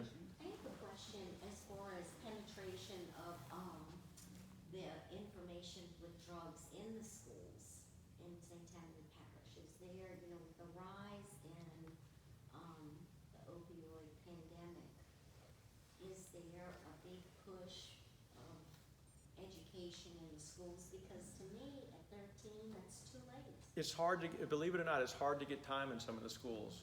Everything is so scheduled, and this was about 4 years ago when that Chasing the Dragon video was new. We teamed up with some people from the U.S. Attorney's Office, and we let people know, hey, we want to go out to schools to do this. Some of the schools were like, some of them were receptive. We went to every high school in Washington Parish. Now, they don't have as many in Washington Parish as they do in St. Tammany, and for sure as in Orleans, but some of them was just like, you almost have to beg to get in there, and you say, okay, we're bringing, someone from the U.S. Attorney's Office, someone from DEA, we have the coroner on board, we have an MD, and we would have an addict that we had worked with, and, maybe not the same person each time, but to give personal testimony of what this has done to my life. And it was, I don't want to say it was like pulling teeth, but sometimes it was like, hey, we're here, can we get in? I just see that there's going to be a generation. My daughter is an addict, and she's lost her children. One's 6 and one's 10. And to me, this is the generation that it's, like I said, 13 is too late. These children need, they know about their mother. They know about how bad drugs are. But they're at 6 and 10, when we were young, we didn't know about any of this. Mhm. We didn't have to know. Right. But it just angers me that there's not a support system for these young children whose are being raised by grandparents because the mom or the dad are not around. And it just seems like we miss that, as adults, to try to get to these children. It just really is Frustrating. frustrating. It's like you're swimming upstream. Yeah. Everything you do, it feels like you're fighting the tide is like overwhelming. Because I wanted to bring my 10-year-old Mhm. granddaughter tonight, but I'm glad I didn't, because this obviously was not on the level for her. But she's aware enough of drugs that her mother's using, that it's bad, but I wanted to know more, Mhm. because I think she's at high risk. She's been Absolutely. diagnosed with ADHD, now they got her on the Adderall, and I'm freaking out because, 1 in 4, here we go, Yep. and she's 10. You have to So- assume the words, you never say not my kid, No. okay? It's always absolutely possible. It's a minute thing, but I've been working with St. Tammany, and we're creating for Red Ribbon Week. He's aware of what Ribbon Week is.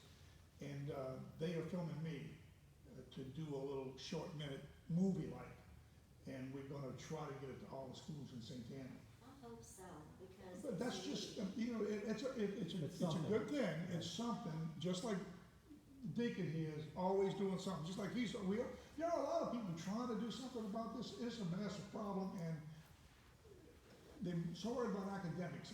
I really think we ought to have, in a sense, obviously through all levels, but they ought to be somewhere along the line, maybe in high school, a mandatory course that really educated you on this, Well, okay? if they're doing sex education, Yeah, I know.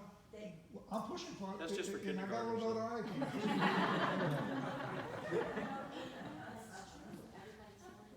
Well, we talk about education, that's what we're doing here tonight, we're educating That's right. ourselves. Parents and, But here's the deal, I had somebody that I knew, personal friend, he was an anesthesiologist, pain management doctor. He calls me up one day, said, Louis, I need some help. What? He said, I think my son's a pill addict, I don't know what to do. Wait a minute, you don't know what to do? He said, they didn't teach us this in pharmacy school. They told us what the drugs did for your weight and your medical conditions, and this is how much you're given to induce, sleep, this is what you do to take them out. I could tell you all of that, but they never taught us about addiction. It's another total different disease.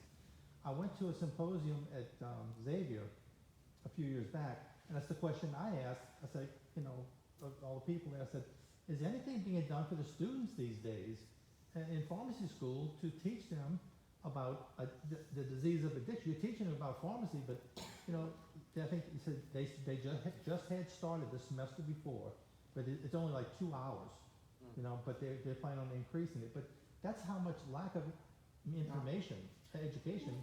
she was 7, I think, and had surgery. She's having surgery now.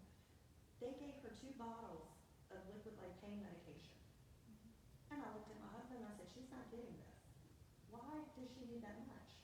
Like, what's the deal? You know, they just, The doctors. In general, it's gotten better. In general, they do give less, but there's still exceptions. Well, You here's- gotta watch it, you have to watch well, it when my yourself. husband had his hip replaced, I said, I put him where he can't reach. And everybody told me, you gotta give him to him for at least 2 days, and I'm like, you can't do that. Yeah, well, it's that, and, you know, that you had mentioned earlier about your knee surgeon, and I had the same thing, and they gave me 15 Oxycontin or Oxycodone, I wasn't sure what it was.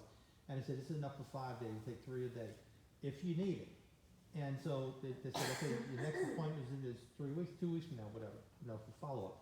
So it's bring your prescription with you. So I went 2 days, so there was 6 pills gone out of it. So, you know, I brought it there, he says, how's the pain? It says, pain's good, you know, so you need to take the medication? No, he says, you wanna get rid of this? And the first thing's like, I'm paying for that, no, you're not gonna get rid of it. You know, and then I think about all the people that I minister to, and it's like, well, why do I need it? You know, and you got that tug of war going inside your head, I paid for that. What if I have pain later on and I'm having a struggle? What about, you know, other people that aren't aware of how addictive this is, and they continue taking it, and they go back and the doctor keeps writing the scripts, and before you know it, it's not gonna be enough. You don't have young children in your house, do you? No. Okay, well, as we know, most of these kids start their pill Medicine addiction by getting pills out of the medicine cabinet. And the DEA now has, in conjunction, the drug take-back. Right. There's been a lot of efforts, but it's a big problem, and it's not getting any better. And with the potency of fentanyl, and it being used deceptively in many, many products now, these kids don't even know what they're taking. You know, they think they're experimenting with Xanax, which mom might have taken, as you mentioned, okay? Well, it seems like everybody's on something. Yeah. Well, I mean, we're inundated with this. You look at television and it says, talk to your doctor about this, and they tell you how the people in the happy lives and everything, and then they have this claim of this long, you know, When the side effects bleeding from are your worse eyes and than everything. Wait a minute, I want to take this. You had a question, ma'am? Yeah, about the states where marijuana is legal. Is there an over the legal limit in those states where someone, you know, was very high, got in a car wreck, hurt someone? Just like even though alcohol is legal, if you're Well, over the limit, it's illegal.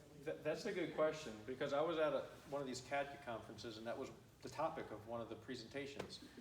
And it was specific to marijuana, and I don't know that it's changed. There's, you know, because it can stay in your system, they can test you, and for 30 days there's a detectable amount. They were trying to refine something to show, well, how can we do a test now to see, with a narrow window of when you consumed it, what's the parts per million, but it was nothing like, it wasn't a breathalyzer where they could just do something on the side of the road. You know, it would involve something more involved, like a blood draw or whatever, and even at that, they were like, well, they still is, you know, there's established, like, it used to be 0.1, now it's 0.08 in most states, but they hadn't even established the criteria. But what they were seeing is that they can still be arrested for impaired driving, even, because I know people that have been stopped on the causeway because they had taken pills and they get pulled over. Well, there's nothing, unless you do some type of blood test, there's nothing that's going to detect that, but it's obviously the person was impaired. And so they can still be, even if there's no set criteria or method to test them on side of the road, they can still be arrested. And they've seen an increase of obviously impaired driving in these states. Now, we had mentioned that the pharmaceutical drugs, and we can close with this. It's just a for instance.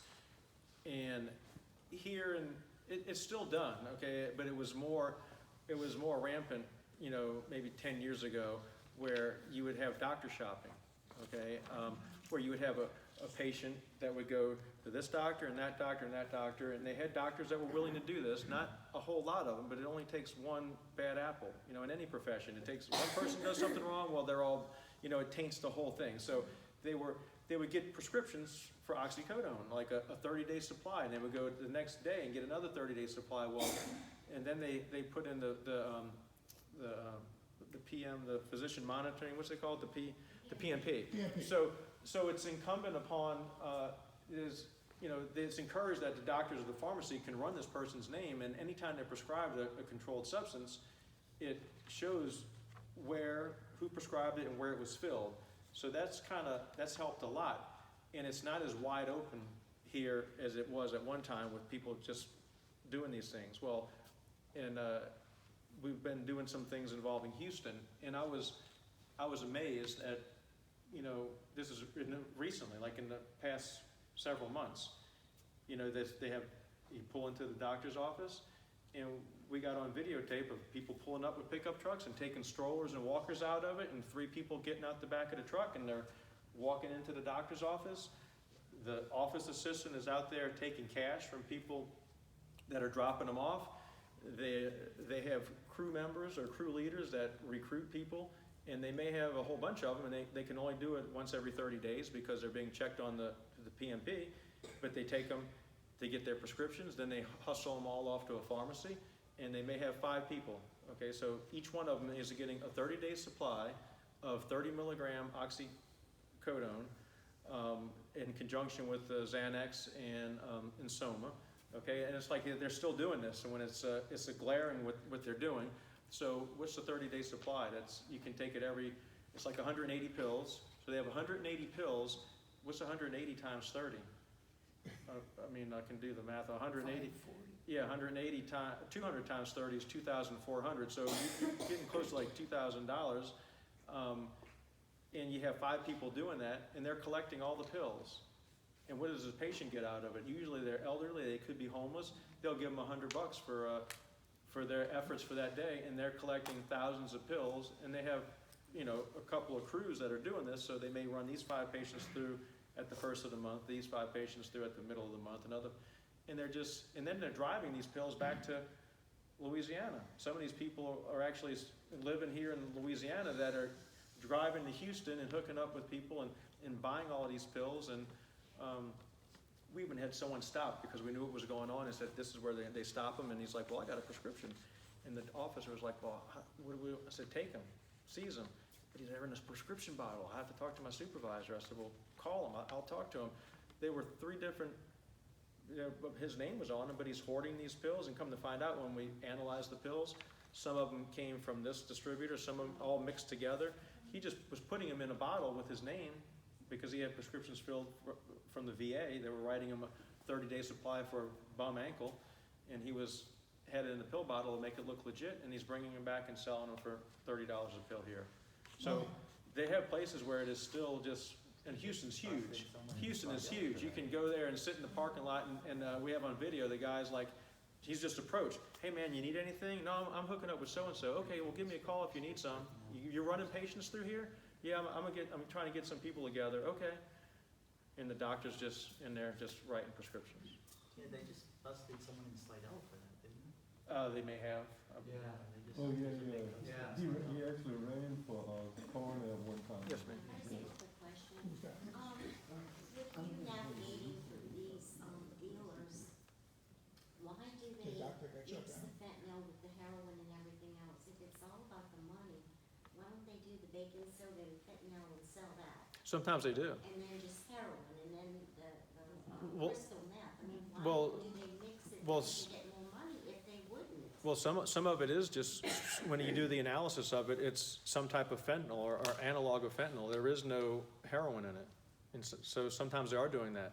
Sometimes they'll mix it because the high that these people are used to, they have a customer base that, you know, they know that's what they're used to, so they're gonna mix it with real heroin.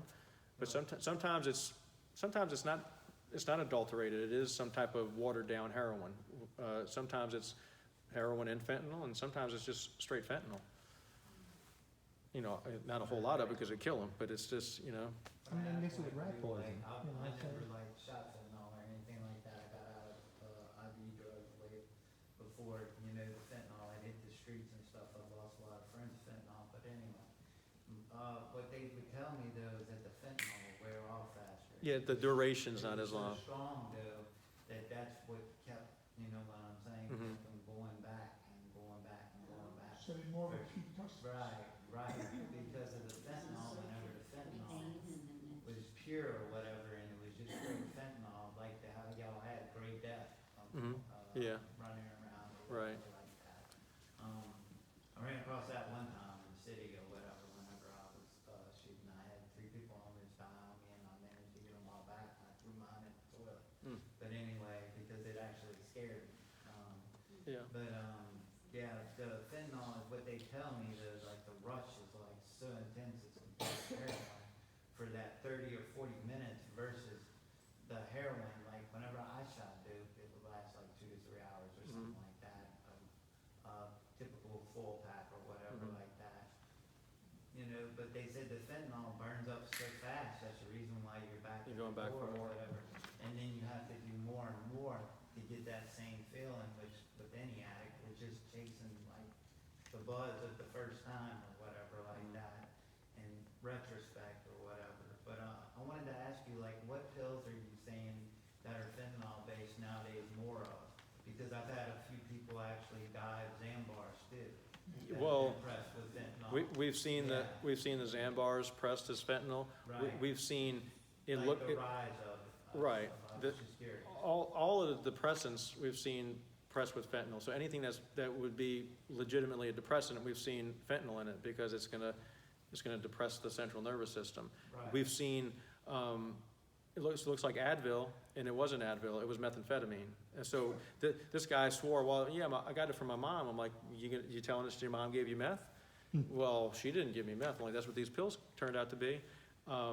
So that's like a straight up, not even a controlled substance. So he had them in the armrest of his car, and we took them and tested them, and it was methamphetamine. So we're seeing meth being pressed. Adderall is meth pressed into Adderall, and anything that's a depressant, we're seeing fentanyl in. And one last thing about the Narcan. Obviously, if you find Narcan in your kid's belongings, that's a telltale sign. But Narcan has saved a lot of people. But it just shows you the mindset sometimes of an addict, and you may be familiar with this, where, there's sometimes they'll have, people get together for a party and they may be a minder. Well, I'm not getting high tonight, I'm the one with the Narcan. And they will push the envelope and the risky behavior is that much more risky, well, because they know Johnny's here with the Narcan. So if I stop breathing, he can hit me with the Narcan. And they've seen is that accurate? Yeah. Yeah, so you can buy the Narcan off the shelf. Well, now I'm just gonna put my foot on the pedal that much more, the risky behavior, because I know someone's there to save me. If they have enough Narcan on if a couple of people drop out, well, who's gonna get the Narcan? It's a terrible thing, and it's very prevalent, so. Can I ask a question? Wait, it's almost time. I was hoping maybe you could touch on vapor, and what is huffing? The huff. Pronounce it right?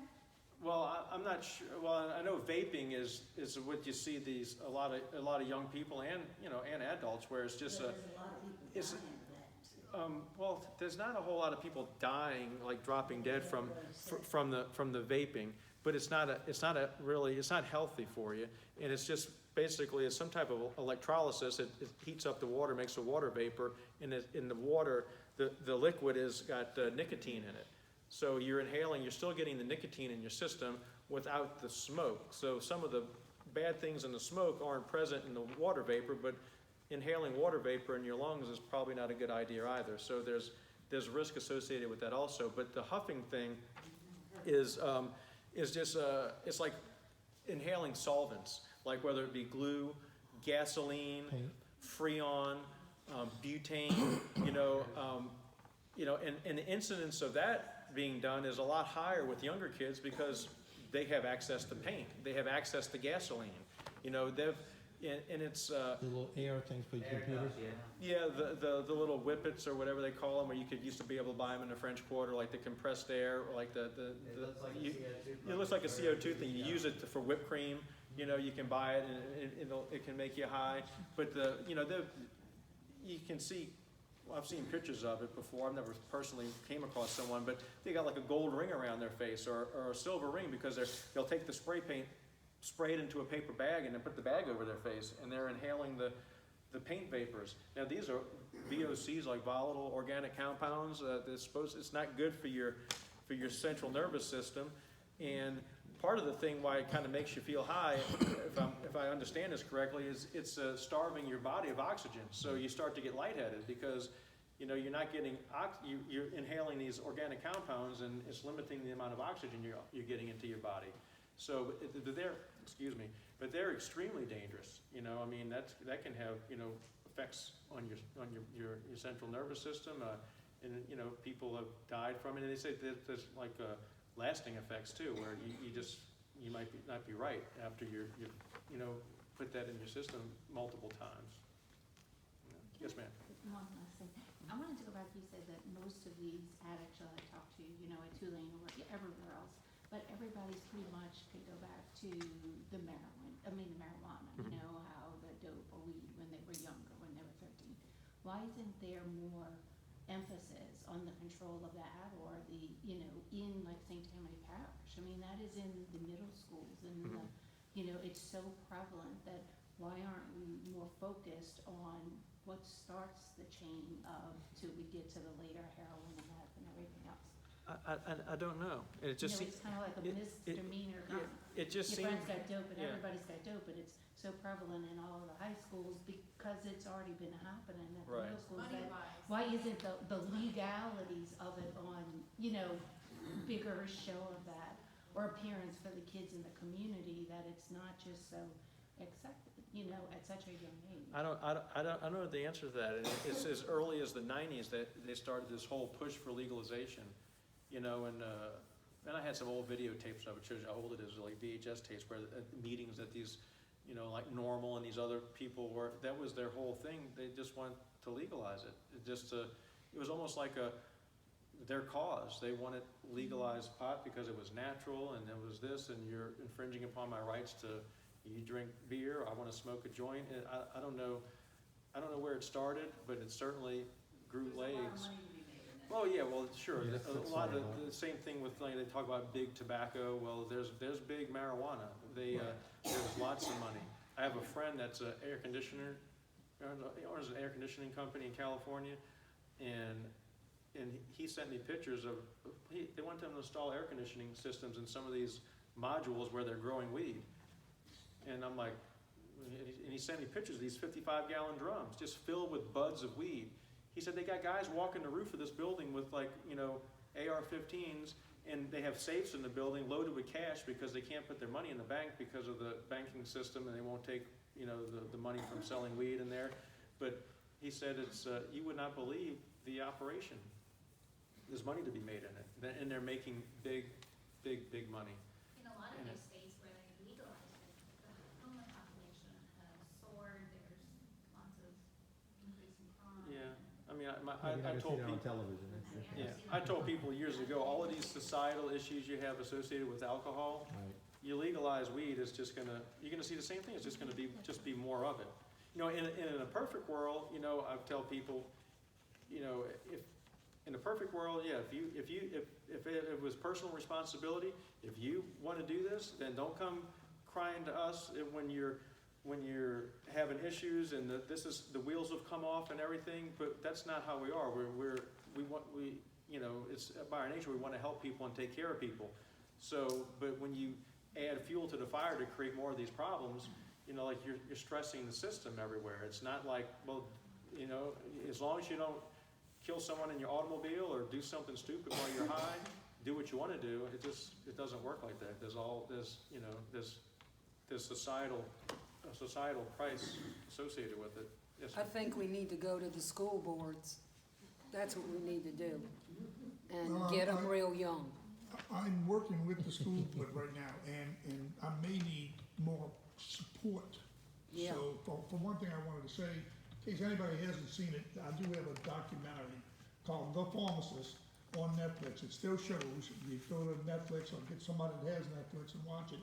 And it kind of covers some of this stuff in general and some of the efforts that I did over years. My own son was murdered while he was attempting to buy drugs. I didn't know about any addiction. He did smoke pot, though, and I found out later in life that after he was dead, I found out that he had smoked pot when he was 13 years old and didn't even know it. Okay, I did find out he smoked it when he was like 18. We thought we got a handle on that. But then, to some extent, I even said, well, if he never does anything worse than that, I'm okay. But he did, and he got killed. And then the story starts off with my son basically being killed. But he had friends that knew about this. And he'd even asked his friends for help, okay? And in a way, that's a good thing, okay? But if his friends would have dropped a note in the box and tipped me off, my son would probably be alive today. So we came up with a phrase called care, don't cover. So if you got a friend that's using drugs, okay, particularly if it's a serious drug use, okay, say something. And if you can't do it openly, do it anonymously somehow, because but anybody ought to watch that show and become educated. And if you want to contact Nikki Bauer and direct them to me, my website is tunnelofhope.org. You can sign on and put your email address, and you'll kind of be on the list. And I'm going to ask some people on my list that want to be volunteers at some point to go to the school board with me, okay, and speak up on some of these issues and see if we can apply a little bit more pressure to make it happen. So, anybody's got any questions? Tunnelofhope.org, right? Tunnelofhope.org. Who would like to? Um,